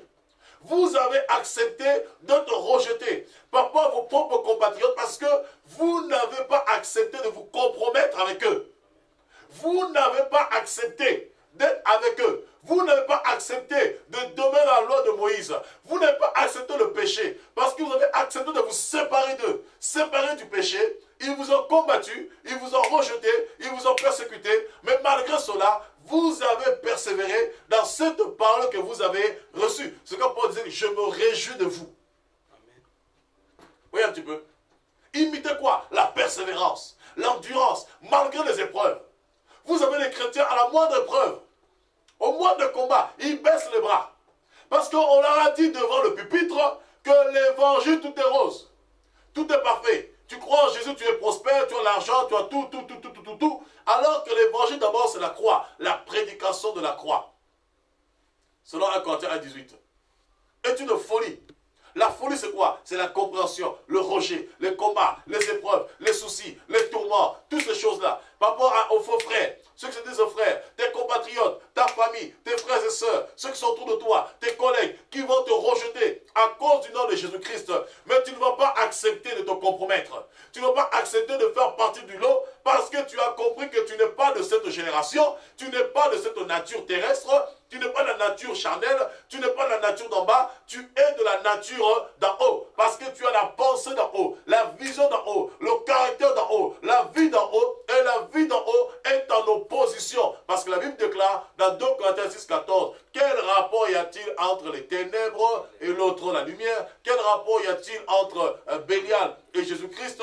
Donc quel rapport y a-t-il entre Satan et Dieu? Il n'y a point point de rapport, c'est la séparation. Vous êtes dans le monde, mais vous n'êtes point. Ce quand la prière sacerdotale dans Jean 17, Jésus leur dit carrément, Père, je te prie non de les ôter du monde. Frère, sinon Dieu nous aurait carrément enlevé carrément du monde. S'il savait personnellement qu'on n'allait pas tenir, qu'on n'allait pas supporter le monde, il nous aurait enlevé du monde. Mais lui-même a vaincu le monde. Il dit dans Jean 16, ne craignez point, car j'ai vaincu, Jean 15, j'ai vaincu le monde. Ne craignez point, j'ai vaincu le monde. Parce qu'il a vaincu, toi aussi en Jésus, tu peux vaincre. Parce que Hébreux 2, il dit, me voici moi et mes frères. Voyez, nous sommes devenus ses frères. C'est identique à lui, semblable à lui. Donc parce qu'il a vaincu, nous avons aussi la faculté, le pouvoir de vaincre. Mais pour cela, il faut que nous soyons connectés à Jésus. Il faut que nous soyons des imitateurs de Christ. Il faut que nous soyons semblables à lui. Et allons encore dans Philippiens 3, 17. Philippiens 3, 17. Philippiens chapitre 3, verset 17. Soyez tous mes imitateurs, frères, et portez les regards sur ceux qui marchent selon le modèle que vous avez en nous. Car il en est plusieurs qui marchent en ennemis de la croix de Christ. Je vous en ai souvent parlé, et j'en parle maintenant encore en pleurant. Leur fin sera la perdition.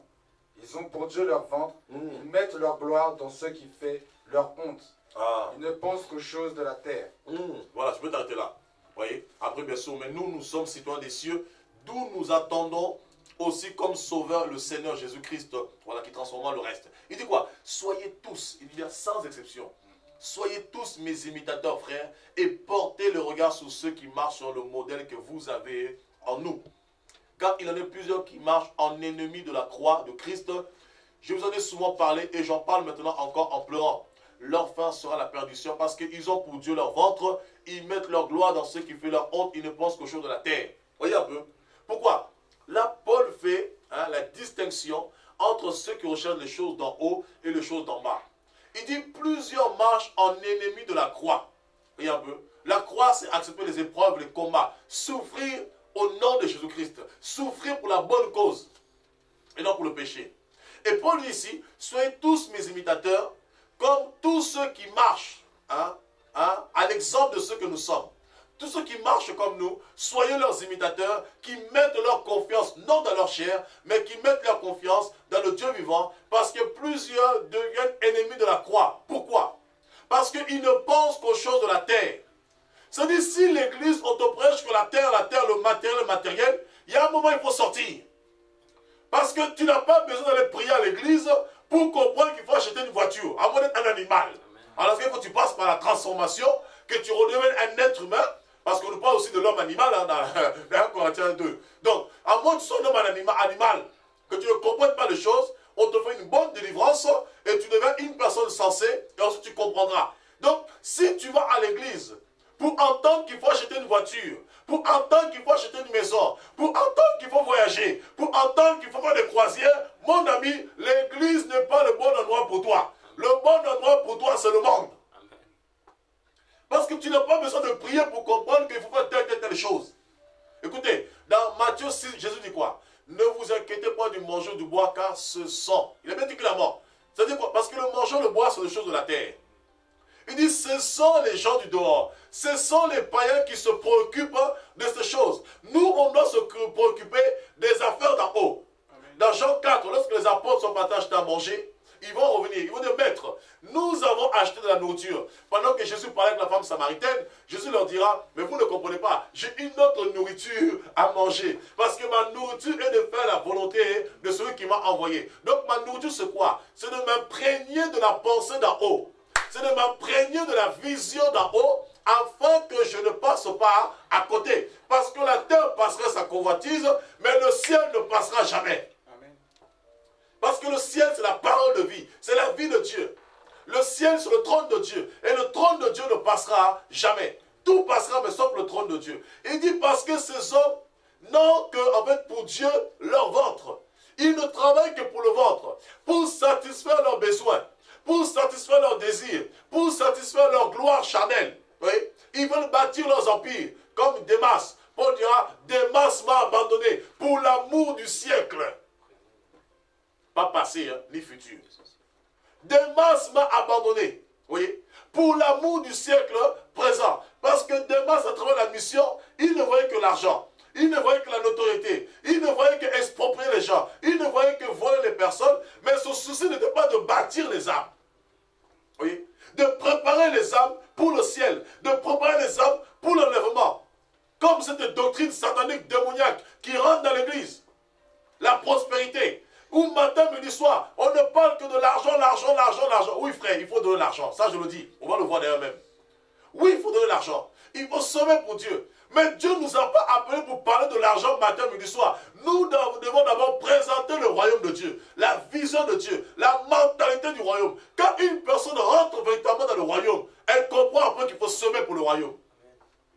Parce que le royaume sur la terre a besoin des choses de la terre. Mais ce n'est pas les choses prépondérantes. D'abord, ce qu'il faut d'abord, c'est la vision d'en haut. La vie d'en haut. Quand tu as la vie d'en haut, automatiquement, le reste viendra comme Jésus dira. Et Paul dit justement, beaucoup marchent en ennemi de la croix, comme beaucoup de chrétiens. Aussi bien les leaders ici que beaucoup de chrétiens. Ils se croient, ils pensent avoir Dieu. Ils pensent servir Dieu, mais sans même le savoir, ils sont devenus ennemis de Dieu. Par leur conduite. Parce qu'ils sont attachés aux choses de la terre. Il n'est vu que pour cela. Combien de gens ont du mal à prier? Il faut que bosser, bosser, bosser, bosser, bosser, bosser. Ils n'ont de Dieu que leur travail, leur ventre. Maman. Pire que l'Égypte. Ils ne font que bosser, travailler, travailler. Accumuler 2, 3 emplois. Oui, non, je vais acheter une maison. Mon ami, tu vas mourir, la maison va rester. Il faut ménager ta santé. Combien de gens vivent que par chose de la terre? Ils ne veulent que amasser, amasser. Écoutez, nous avons une parabole dans Luc 12. Un homme qui avait beaucoup de biens. Son champ, son terrain avait produit beaucoup de grains, beaucoup de semences. Il dit, il va abattre. Il dit même pas, tiens, je vais me soucier du pauvre ou de la veuve, de l'orphelin. Il dit, je veux, avec tout ce qu'il avait. Oh mon Dieu, comment un seul homme, est-ce que toi-même tu peux manger carrément 10 assiettes? Je vais abattre mes greniers, je vais amasser, amasser. Et un homme le dira, bien sûr, c'est Dieu, insensé que tu es. Car aujourd'hui même, ton âme te sera réclamée, redemandée. Voyez un petit peu. Pourquoi? Les choses de la terre. Et les choses de la terre nous maintiendront vers le bas, nous tuent, nous empêchent d'avoir la vision de Dieu, la pensée de Dieu. Nous devons d'abord être imitateurs de Christ. Imitateur de Jésus-Christ, avoir la vue de Dieu, le désir de Dieu, l'amour de Dieu, la soif de Dieu, l'envie de Dieu, les sentiments de Dieu, la joie de Dieu, la paix de Dieu. C'est ce que nous devons de rechercher d'abord premièrement. Vous voyez? La primauté. Avant toute chose, la nature, la vie de Dieu, que nous devons de rechercher. Vivre le royaume sur la terre. La gloire de Dieu. L'amour de Dieu, la paix de Dieu, la bonté de Dieu, la miséricorde de Dieu. On dit, soyez tous mes imitateurs. Et ainsi, bien sûr, hein, et portez le regard sur ceux qui marchent sur le modèle que vous avez en nous. Vous voyez, le modèle. Comme Dieu dira, le modèle c'est quoi? C'est l'image, c'est l'exemple.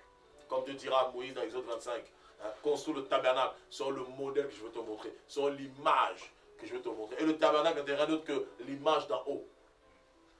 Lorsque Moïse a construit le tabernacle, en fait, c'était carrément Dieu sur la terre. C'était le royaume de Dieu sur la terre. Le tabernacle, c'était le royaume de Dieu sur la terre. Comme le royaume des cieux que nous sommes sur la terre. Alors, moi, c'est le tabernacle, nous, c'est l'église. Le royaume de Dieu, le règne de Dieu sur la terre. La pensée de Dieu, la mentalité de Dieu. Regarde dans ce tabernacle, on ne faisait pas ce qu'on voulait. Il y avait des règles. Il y avait des règles de conduite, beaucoup même comme tu dis. Il y avait des règles de conduite. On ne faisait pas ce qu'on voulait. Et ça, la vie chrétienne, on ne fait pas ce qu'on veut. On doit marcher selon Dieu. Et quand on se soumet à la pensée de Dieu, Dieu ne peut que nous bénir. Dieu ne peut qu'agir. Dieu ne peut que se glorifier. Dieu ne peut que se révéler. Dieu ne peut que manifester sa puissance. Et Dieu ne peut que nous conduire, nous soutenir. Et allons dans, toujours là-bas dans 1 Thessaloniciens. Après on va sauter dans Hébreux chapitre 6. On va clôturer au verset 12.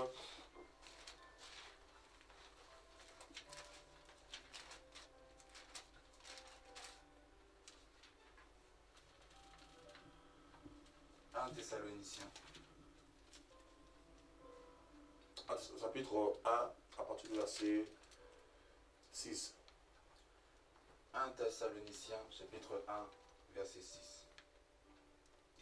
Et vous-même, vous avez été mes imitateurs et ceux du Seigneur, en recevant la parole au milieu de beaucoup d'afflictions, avec la joie du Saint-Esprit, en sorte que vous êtes devenus un modèle pour tous les croyants de la Macédoine et de l'Achaïe. Non seulement en effet la parole du Seigneur a retenti de chez vous dans la Macédoine et dans l'Achaïe, mais encore votre foi en Dieu s'est fait connaître en tout lieu, de telle manière que nous n'avons pas besoin d'en parler. Car on raconte à notre sujet quel accès nous avons eu auprès de vous, et comment vous vous êtes convertis à Dieu en abandonnant les idoles pour servir le Dieu vivant et vrai, et pour attendre des cieux son Fils qu'il a ressuscité des morts, Jésus qui nous délivre de la colère à venir. Voilà. Paul dit comment vous avez été, il est lourd encore, nos imitateurs. Pourquoi? Parce que par rapport à votre consécration, votre conversion, et cela se démontre par le fait que vous avez abandonné les idoles. Hein? Vous avez abandonné les idoles de manière radicale. Les idoles ici, c'est tout ce qu'on peut connaître. Tout le péché qui règne en nous. Tout ce qui nous empêche de servir. Les choses du monde qui prennent plus de place que Dieu. Comme Jésus dit dans Luc 14. Si quelqu'un ne préfère pas son père, sa mère, ses frères, ses sœurs, il ne peut être mon disciple. Et même s'il ne me préfère pas plus que sa vie, il ne peut être mon disciple. Voyez? La Bible déclare l'amour de l'argent, c'est l'idolâtrie. L'amour de l'argent, c'est l'idolâtrie, la Bible déclare. Donc, tout dépend de l'idole qui règne en toi. Et Paul dit ici, je vous loue. Parce que vous êtes nos imitateurs. Vous avez compris que nous nous sommes dépouillés de tout. Nous avons appris à vivre dans l'abondance, tout comme dans la disette. Nous avons appris à accepter le rejet, l'ignominie, tout. Voyez? Mais par contre, on se fait tout en tous afin de gagner le maximum. Ils ont gardé le témoignage. D'ailleurs, Paul le dira, j'ai combattu le bon combat, j'ai gardé. La foi, c'est le témoignage. C'est la vie de Dieu. Il dit parce que vous avez abandonné les idoles pour servir le Dieu vivant et vrai. Voyez? Il dit, on nous raconte comment vous êtes convertis à Dieu. En abandonnant les idoles, voyez la conduite, pour servir le Dieu vivant, persévérer avec le Dieu vivant, le véritable Dieu. En laissant les idoles, en laissant le péché, en laissant le copinage, en laissant les petits copains, petites copines, en laissant les boîtes de nuit, comme beaucoup d'églises, qui deviennent des boîtes de nuit, avec des stroboscopes qui tournent à gauche, à droite, voilà, on fait du zouk pour Jésus. Mon Dieu, j'imagine Gabriel et Michael. Vous imaginez un petit peu au ciel, ou Jésus avec Dieu le Père, ou le Saint-Esprit avec Jésus. Comment ça va être? Réfléchissons un petit peu. Voyez un peu. Combien ils ont abandonné ces choses pour servir le Dieu vivant, le vrai, le véritable. C'est les idoles qui sont en toi, qui t'empêchent de servir Dieu. À cause de ces idoles-là, tu risques de louper le ciel. Tu risques de rater le ciel. Ils ont abandonné cela en attendant la manifestation, l'arrivée de notre Seigneur Jésus qui doit apparaître. Afin que nous soyons sauvés avec lui. Et pour finir, allons dans Hébreux chapitre 6, verset 12. Hébreux chapitre 6, verset 12. En sorte... La première partie du verset 6. Hein. Hébreux chapitre 6. Plutôt 7 plutôt, 7. Verset 7. Lorsqu'une terre abreuvée par la pluie, qui tombe souvent sur elle, produit une herbe utile à ceux pour qui elle est cultivée, elle participe à la bénédiction de Dieu. Mais si elle produit des épines et des chardons, elle est réprouvée, et près d'être maudite, et on finit par y mettre le feu. Quoique nous parlions ainsi, bien-aimés, nous attendons pour ceux qui vous concernent les choses meilleures et favorables au salut. Car Dieu n'est pas injuste pour oublier votre travail et l'amour que vous avez montré pour son nom, ayant rendu et rendant encore des services aux saints. Nous désirons que chacun de vous montre le même zèle pour conserver jusqu'à la fin une pleine espérance, en sorte que vous ne vous relâchiez point et que vous imitiez ceux qui, par la foi et la persévérance, héritent des promesses.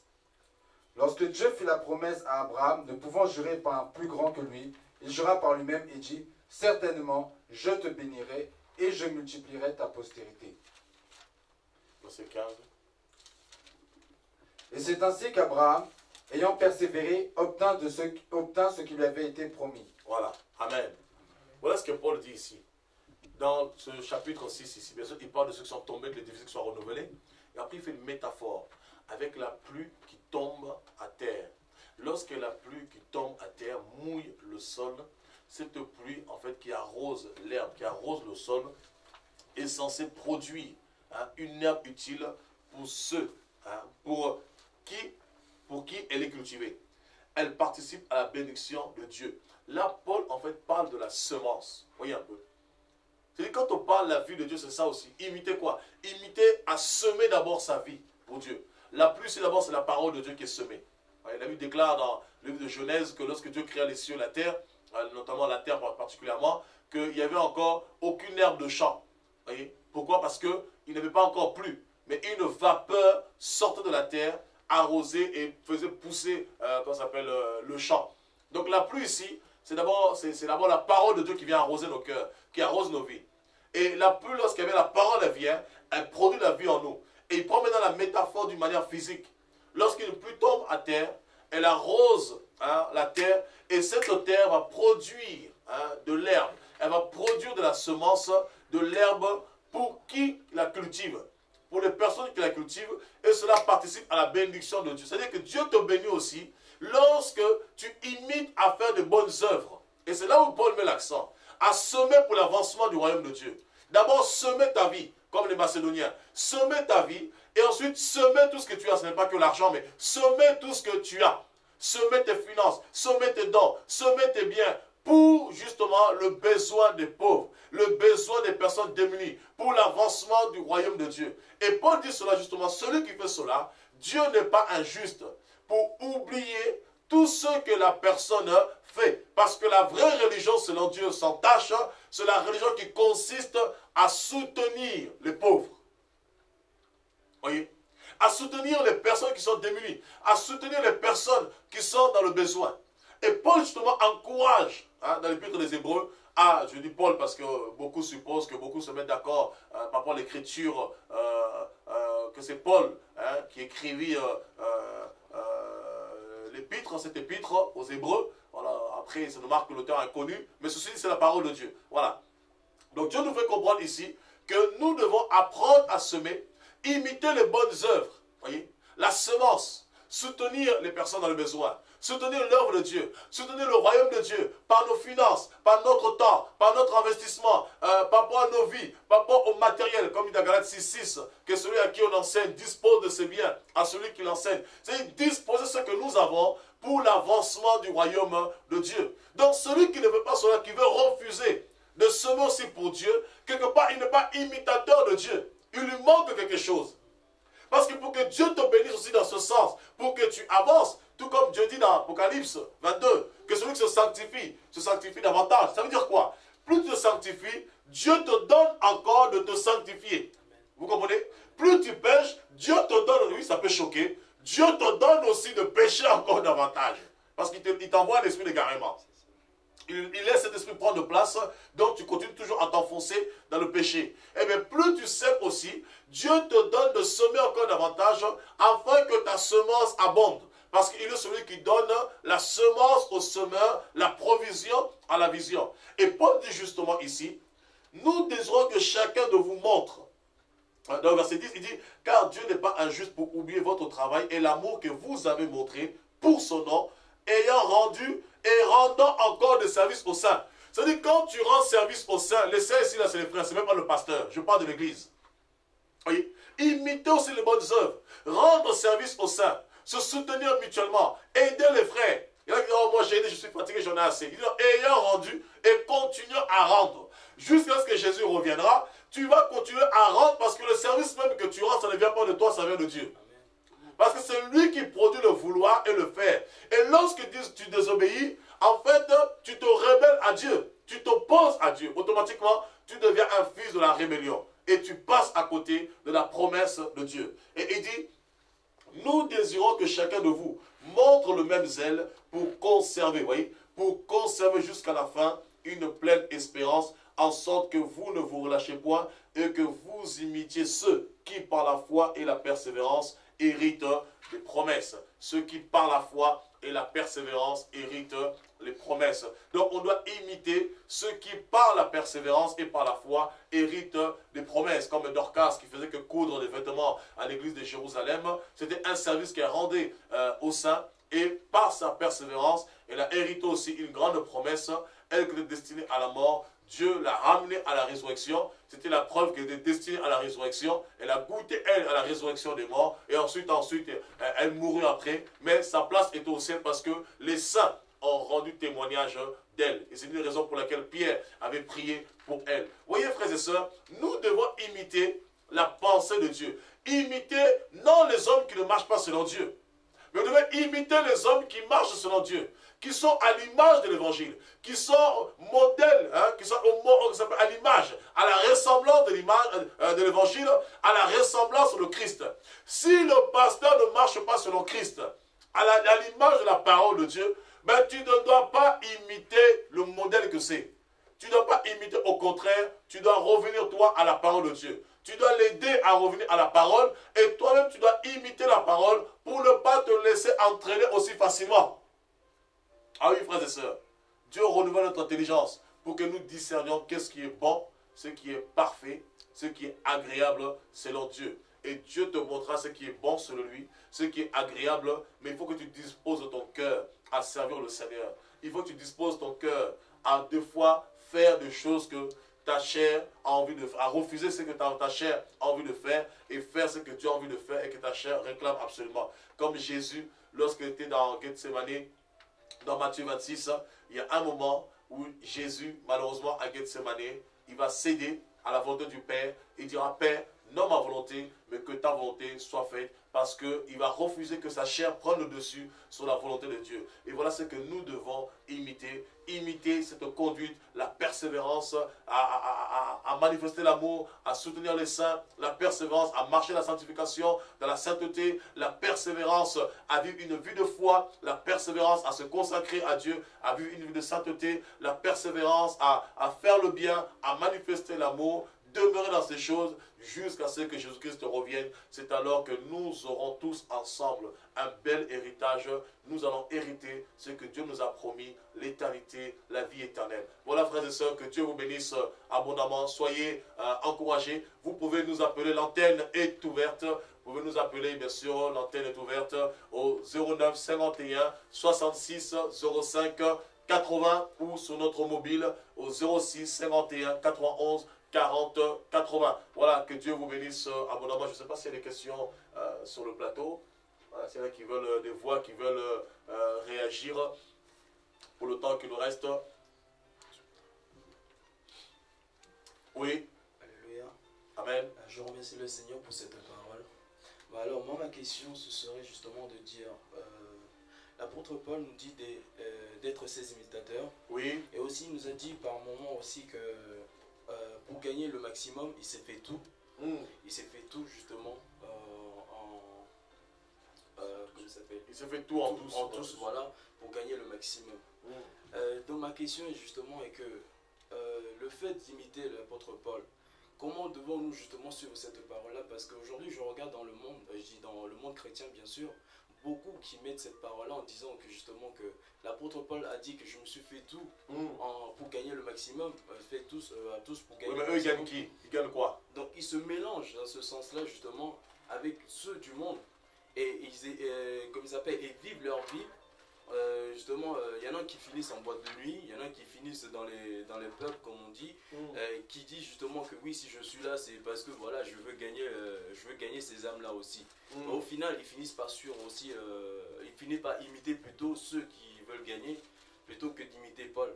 Donc comment devons-nous marcher dans ce sens-là par rapport justement à cette parole-là?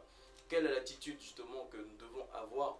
Est-ce que quand l'apôtre Paul dit qu'il s'est fait tout pour gagner le maximum, est-ce qu'il s'est donné totalement de ce sens-là pour marcher comme les païens aussi, pour pouvoir gagner ce monde, pour pouvoir gagner ces mondes-là? D'accord, ok. En fait, quand Paul dit, je pense que quelqu'un veut répondre, sa fille, quelqu'un veut répondre? Oui.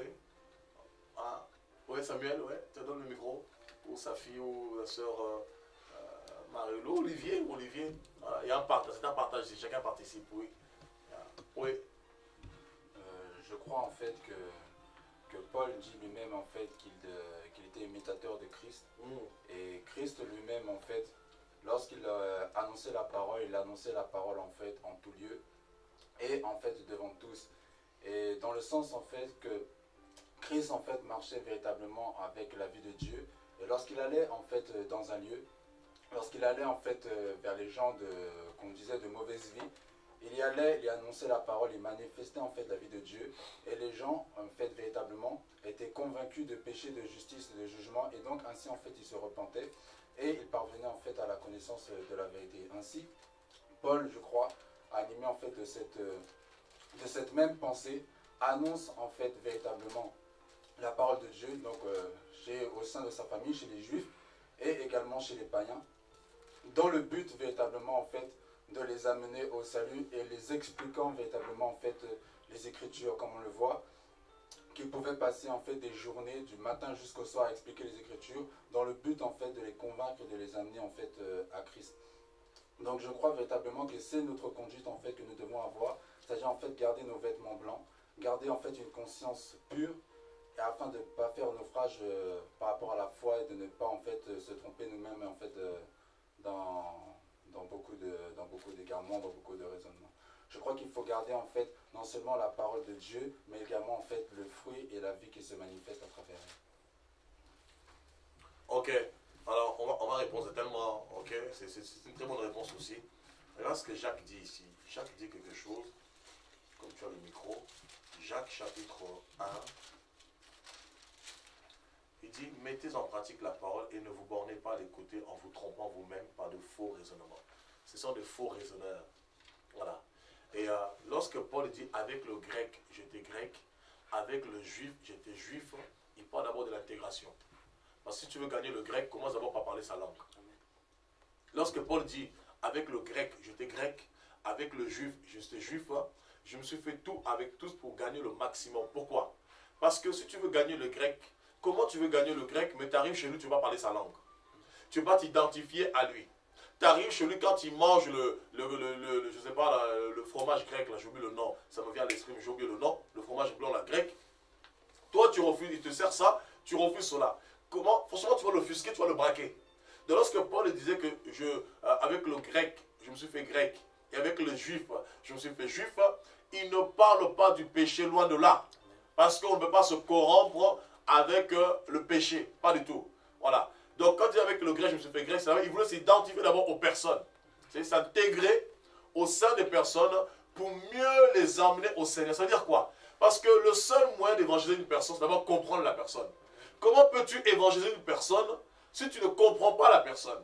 Si tu ne comprends pas ce que la personne vit, si tu ne comprends pas sa souffrance, comment tu veux l'amener la personne au Seigneur? Et lorsque Jésus approchait les gens de mauvaise vie, ce n'était pas parce qu'il voulait s'identifier à eux, mais c'était pour les approcher de près. La preuve, il y a un moment où Jésus va se retourner, il va regarder la foule, il dira, il va être ému de compassion pour la foule, car c'était une foule des brebis sans berger. Tu vois un peu? Donc, c'est pour s'identifier à eux, pour les ramener à Dieu, littéralement. Donc, lorsque Paul dit, je me suis fait tout avec tous pour gagner le maximum, je me suis adapté avec les uns et les autres. Voilà. Mais concernant le péché, la Bible est claire, bien aimé, fuyez le péché. Voilà, Paul n'allait pas en boîte de nuit, Paul n'allait pas dans les maquis, Paul n'allait pas dans le péché. Approcher une prostituée ne veut pas dire aller dans une maison close. Vous voyez, des prostituées il y en a dans la rue, une soeur peut approcher une prostituée, c'est pas pourtant qu'elle va se prostituer. Vous voyez, donc elle s'approche d'elle et encore moins elle va prendre l'habit de prostituée. À moi, on voit sur des révélations que Dieu lui donne. Là, là c'est Dieu qui lui donne cette révélation-là. Voilà. Vous voyez un petit peu. Donc, vous n'allez pas partir en boîte de nuit sous prétexte parce qu'il y a une boîte de nuit. Parce que, vous savez, chaque environnement a un conditionnement. Vous voyez un peu. Ça te conditionne. Donc, ce sont en fait des faux raisonnements ce que les personnes ont pour satisfaire leurs désirs charnels. Voilà. Je fais du rap pour gagner les gens, les rappeurs au Seigneur. Oh frère, quand depuis que tu as fait le rap, combien ont été gagnés? Depuis que tu as fait le zouk chrétien, combien ont été gagnés? Depuis que tu es parti en boîte de nuit, combien ont été gagnés? Ce n'est que toi qui as été évangélisé par la boîte de nuit. Les évangélisés. Voyez? Donc c'est complètement faux. en tant qu'enfant de Dieu, voilà, on doit se faire tout, hein, avec tous pour les gagner. C'est-à-dire, si par exemple, en tant que missionnaire, vous partez en mission, par exemple, dans tel pays, ils ne mangent pas de cochon, vous ne mangez pas de cochon pour ne pas les choquer. Hein, comme Paul le dira justement dans Romains 8, hein, lorsqu'il parle de l'aliment, pour ne pas choquer. Hein, Corinthiens plutôt, hein, Corinthiens. Pour ne pas choquer hein, ses concitoyens, ses amis. Hein, voilà, Corinthiens 8. Pour ce qui concerne les viandes sacrifiées aux idoles, nous savons que nous avons tous la connaissance. La connaissance enfle, mais l'amour édifie. Voilà, tu peux répondre. Si quelqu'un croit savoir quelque chose, il n'a pas encore connu comme il faut connaître. Mais si quelqu'un aime Dieu, cela est connu de lui. Hein, donc, et ensuite il dit, au verset 8, ce n'est pas un aliment qui nous rapproche de Dieu, mais si nous en mangeons, nous n'avons rien de plus. Si nous n'en mangeons pas, nous n'avons rien de moins. Prenez garde toutefois que votre liberté ne devienne pas une pierre d'achoppement pour les faibles. Car si quelqu'un te voit, toi qui as de la connaissance, assis à table dans un temple d'idole, sa conscience à lui qui est faible, ne le portera-t-elle pas à manger des viandes sacrifiées aux idoles? Et ainsi le frère périra par ta connaissance, le frère pour lequel Christ est mort. Voilà, donc il ne faut pas que notre privilège, comme dans Romains aussi 10, 17 le dit, que notre privilège en fait ne devienne pas une occasion de chute. Voilà, donc c'est vraiment ça. Oui, on a quelqu'un en ligne? Oui, bonsoir. Allô? Oui, bonsoir. Oui, bonsoir, c'est la sœur Lorenda. Bonsoir à tous. Oui, bonsoir, soeur Lorenda. Oui, j'avais une question par rapport au partage de ce soir. Donc, on a pris le passage de Paul qui disait effectivement, soyez mes imitateurs comme je le suis de Christ. Oui. Donc, moi, je vais prendre un autre point de vue dans le sens où, admettons, donc on a un serviteur, un pasteur, un homme de Dieu, donc on a en face de nous, donc, qui est là donc, pour être hein, le troupeau du Seigneur. Et forcément, donc tout à l'heure, tu as dit que quand on parlait d'imitation, c'était au niveau donc, du caractère de Dieu, au niveau des fruits de l'esprit. Oui. Maintenant, ma question est celle-ci. Comment peut-on en fait discerner si donc, la personne ne tombe pas dans l'idolâtrie? Parce qu'on peut imiter par rapport à ce qu'on a reçu. On ne donne que ce qu'on a reçu, bien entendu. Maintenant, comment voir si cette personne ne tombe pas plutôt dans l'idolâtrie? D'accord. C'est-à-dire la personne qui est proche de l'homme de Dieu, c'est ça? Voilà, tout à fait. D'accord. Ah ben, c'est tellement simple. Hein, c'est tellement simple. Ben, comment ne pas savoir que la personne tombe en idolâtrie? C'est-à-dire, quand l'homme de Dieu prend plus de place que Dieu, c'est l'idolâtrie. D'accord. Voilà. Lorsque l'homme de Dieu prend plus de place que Dieu, c'est l'idolâtrie. Regardez, comment ne pas savoir? Parce que vous savez, l'idolâtrie, ça va dans tout, même la nourriture. Dans 1 Corinthiens 10, au verset, comment dirais-je, 7, Paul dit, ne devenez point idolâtres comme quelques-uns d'entre eux, selon qu'il est écrit, le peuple s'assit pour manger et pour boire, puis ils se levèrent pour se divertir. Ne nous livrons point à la débauche comme quelques-uns d'entre eux qui s'y livrèrent, de sorte qu'ils en tombèrent 23 000 en un seul jour. Le fait même de manger, de boire, c'est l'idolâtrie. D'accord. Voilà. Quand je parle de manger, boire, comprenez, c'est pas parce que vous prenez un grec ou un kebab ou un McDo que c'est l'idolâtrie. Non. Ah, là, vous mangez parce qu'il faut manger. Jésus a dit que le ventre est fait pour la nourriture est pour le ventre. Mais lorsqu'on devient boulimique, on ne vit que la gourmandise, l'excès de table, ça devient l'idolâtrie. C'est-à-dire que, tout excès nuit. Ça veut dire que la nourriture prend trop de place dans ta vie. Donc, ça devient une idolâtrie. Donc, en fait, Dieu ne veut pas que... en fait, il veut prendre la première place. Il dit à Ésaïe, je donne ma gloire à personne. Oui. Voilà. Même si la Bible déclare qu'on doit considérer les hommes de Dieu, attention, il ne faut pas la part de choses. Considérer un homme de Dieu, c'est biblique. Ouais. J'entends des pasteurs aujourd'hui sur Internet qui disent que non, il n'y a pas de pasteur, nous sommes tous frères. C'est faux. Et je le dis et je vais l'enseigner, c'est biblique. Voilà. Nous sommes tous frères, c'est vrai, dans la mesure où nous sommes frères des uns des autres, comme Jésus est notre frère. Mais dans la fonction aussi, nous sommes frères, mais en même temps, la fonction nous distingue. La Bible est claire, Dieu a établi dans l'Église. Établi veut dire positionné. Voyez? Il y en a qui disent que non, il n'y a pas de berger, notre berger c'est Jésus-Christ. Mais c'est complètement faux parce que Dieu dit clairement, par exemple, dans Hébreux 13, 17, ayez de la déférence envers vos conducteurs qui vous conduisent car ils veillent sur vos âmes. Or, celui qui veille sur ton âme, c'est ton gardien. Donc, l'homme de Dieu, le pasteur qui veille sur ton âme, c'est ton gardien. Donc, le gardien maintenant par excellence, c'est Jésus-Christ. Mais sur la terre, il a des représentants. Oui. Tu vois un peu? Donc, il faut être, comment ça s'appelle, équilibré dans tout. Voilà, il faut être équilibré. on passe d'un extrême ou d'un autre, ça devient un excès. Et tout excès nuit, il faut être équilibré parce que la Bible est équilibrée. Dieu est lion, il est aussi agneau. Dieu est bâton, il est aussi houlette. Dieu est amour, il est aussi justice. Dieu, il y a toujours un équilibre.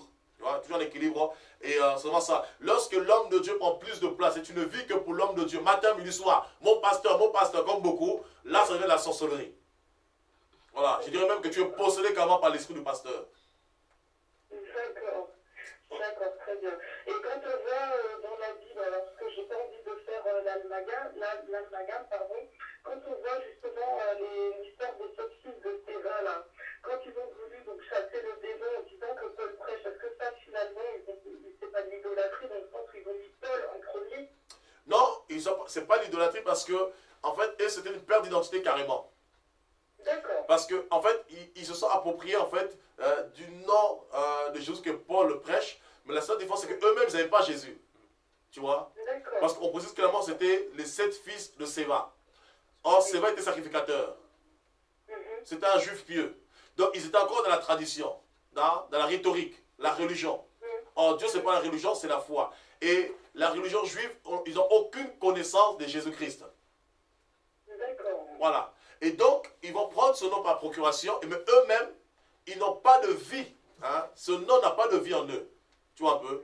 Donc, ils vont dire, par le nom de... Parce qu'ils ont vu Paul le faire. Ils ont vu Paul le faire, mais la seule différence, c'est qu'eux, ils n'avaient pas part à cette vie. Voyez, Jésus a dit, prenez ceci et mon corps. Hein? Donc, c'est-à-dire, dans Jean 6, 58, quand il dit, celui qui ne mange de ma chair, ne boit de mon sang, hein, il ne peut être sauvé. Donc, littéralement, le sauver, là, c'est le salut. Le salut, c'est la vie. Donc, il ne peut prendre part à la vie. Tu vois un peu? Donc, lorsque tu acceptes réellement Jésus, tu prends part à la vie de Jésus. Or, ils n'avaient pas pris part à la vie de Jésus. Donc, automatiquement, ça devient une paix à double tranchant. Tu vois, c'est comme la Sainte Seine. Quand tu prends la Sainte Seine dans 1 Corinthiens 11, la Bible déclare que beaucoup prennent la Sainte Seine sans discernement. Lorsqu'ils prennent la Sainte Seine, ils sont dans le péché. Donc, automatiquement, on a dit que tous ont péché et sont privés de la vie de Dieu. Ils sont séparés de Dieu. Donc, lorsque tu prends la Sainte Seine étant dans le péché, tu es séparé de la vie de Dieu. Donc, lorsque tu prends ce repas dans le péché, en fait, ça devient un jugement contre toi-même. Parce que Dieu est saint. Or, la sainteté condamne automatiquement les ténèbres, la lumière. Donc, ça devient un jugement contre toi-même. Et c'est pourquoi beaucoup sont frappés de malédiction. Et c'est la même chose. Donc, les fils de Séva, ils ne connaissaient pas Dieu, ils n'avaient pas la vie de Dieu. Ce n'est pas du tout l'idolâtrie. Ils ont voulu plutôt imiter. Alors que Dieu, on n'imite pas. Là, c'est la foi. Paul a manifesté sa foi. Et chacun doit faire selon la foi que Dieu lui a communiquée. La mesure de foi que Dieu lui a communiquée. Voilà. Maintenant, croire au Dieu de Paul, ce n'est pas un péché.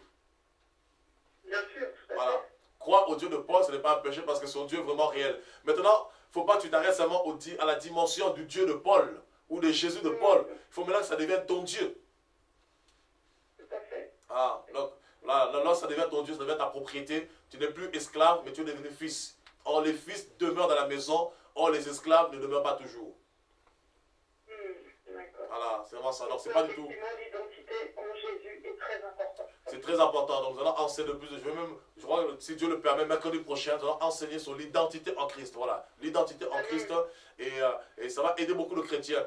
Et quand on comprend son identité, on va respecter les hommes de Dieu, non les idolâtrer. Voyez? Quand on voit par exemple les gens passer leur temps à se prosterner devant les hommes de Dieu, faire la courbette, tout ça, ça c'est l'idolâtrie. Donc on doit les considérer. On doit les considérer aussi. Et ce n'est pas nos copains. Voilà. Et comme beaucoup qui enseignent une fausse réforme, tout le monde est pareil. Non, je dis clairement, tout le monde n'est pas pareil. Voilà, parce que, voilà, en tant qu'apôtre, je ne suis pas pareil que le frère. Parce que celui qui juge bien est jugé dans double honneur. Mais ma position ne doit pas me pousser à écraser le frère. Tout à fait. Voilà. C'est quand Jésus dira que le plus grand parmi vous soit esclave de tous. Voilà, ma position doit être là pour servir, aider les autres et non pour les écraser, pour dominer. Jésus dira, le roi de la terre les domine, les princes les tyrannisent, mais qu'il ne soit pas ainsi parmi vous, que le plus grand parmi vous soit l'esclave de tous. Et c'est des choses que nous allons enseigner pour mettre un équilibre et chacun sera à sa place. Et ça qui amène beaucoup de bazar dans l'église de Christ. Que Dieu soit béni. Et en tout cas, merci pour cette réponse apportée, pour cet éclaircissement à la parole de Dieu. Que le Seigneur te bénisse et qu'il bénisse toute l'équipe de TV. Amen, pareillement. Voilà, donc vous pouvez nous contacter, nous sommes là encore, le standard est ouvert. au 09 51 66 05 80 ou sinon sur le mobile 06 51 91 40 80. Je ne sais pas, quelqu'un à la régie. Voilà, en tout cas, que Dieu vous bénisse abondamment. Oui, je ne sais pas si sur place, il y a des questions sur place, oui, il y a encore 2-3 questions. Nous avons fini, il n'y a pas de souci, mais nous avons encore des questions sur place. Je voulais poser une question faut pas les rejeter. Pour la Sainte Seine. Parce que j'ai une amie qui m'a demandé comme elle n'est pas baptisée, est-ce qu'elle a le droit de prendre? Elle n'est pas baptisée, mais est-ce qu'elle a accepté Jésus? Elle a accepté, mais elle dit qu'elle est à l'église, mais elle a peur de prendre la Sainte Seine. D'accord. Je ne sais pas si il faut qu'elle fasse d'abord le baptême. Oui. Non, ça c'est le catéchisme. Il n'y a pas de catéchisme. Elle peut prendre la Sainte Seine, il n'y a pas de problème.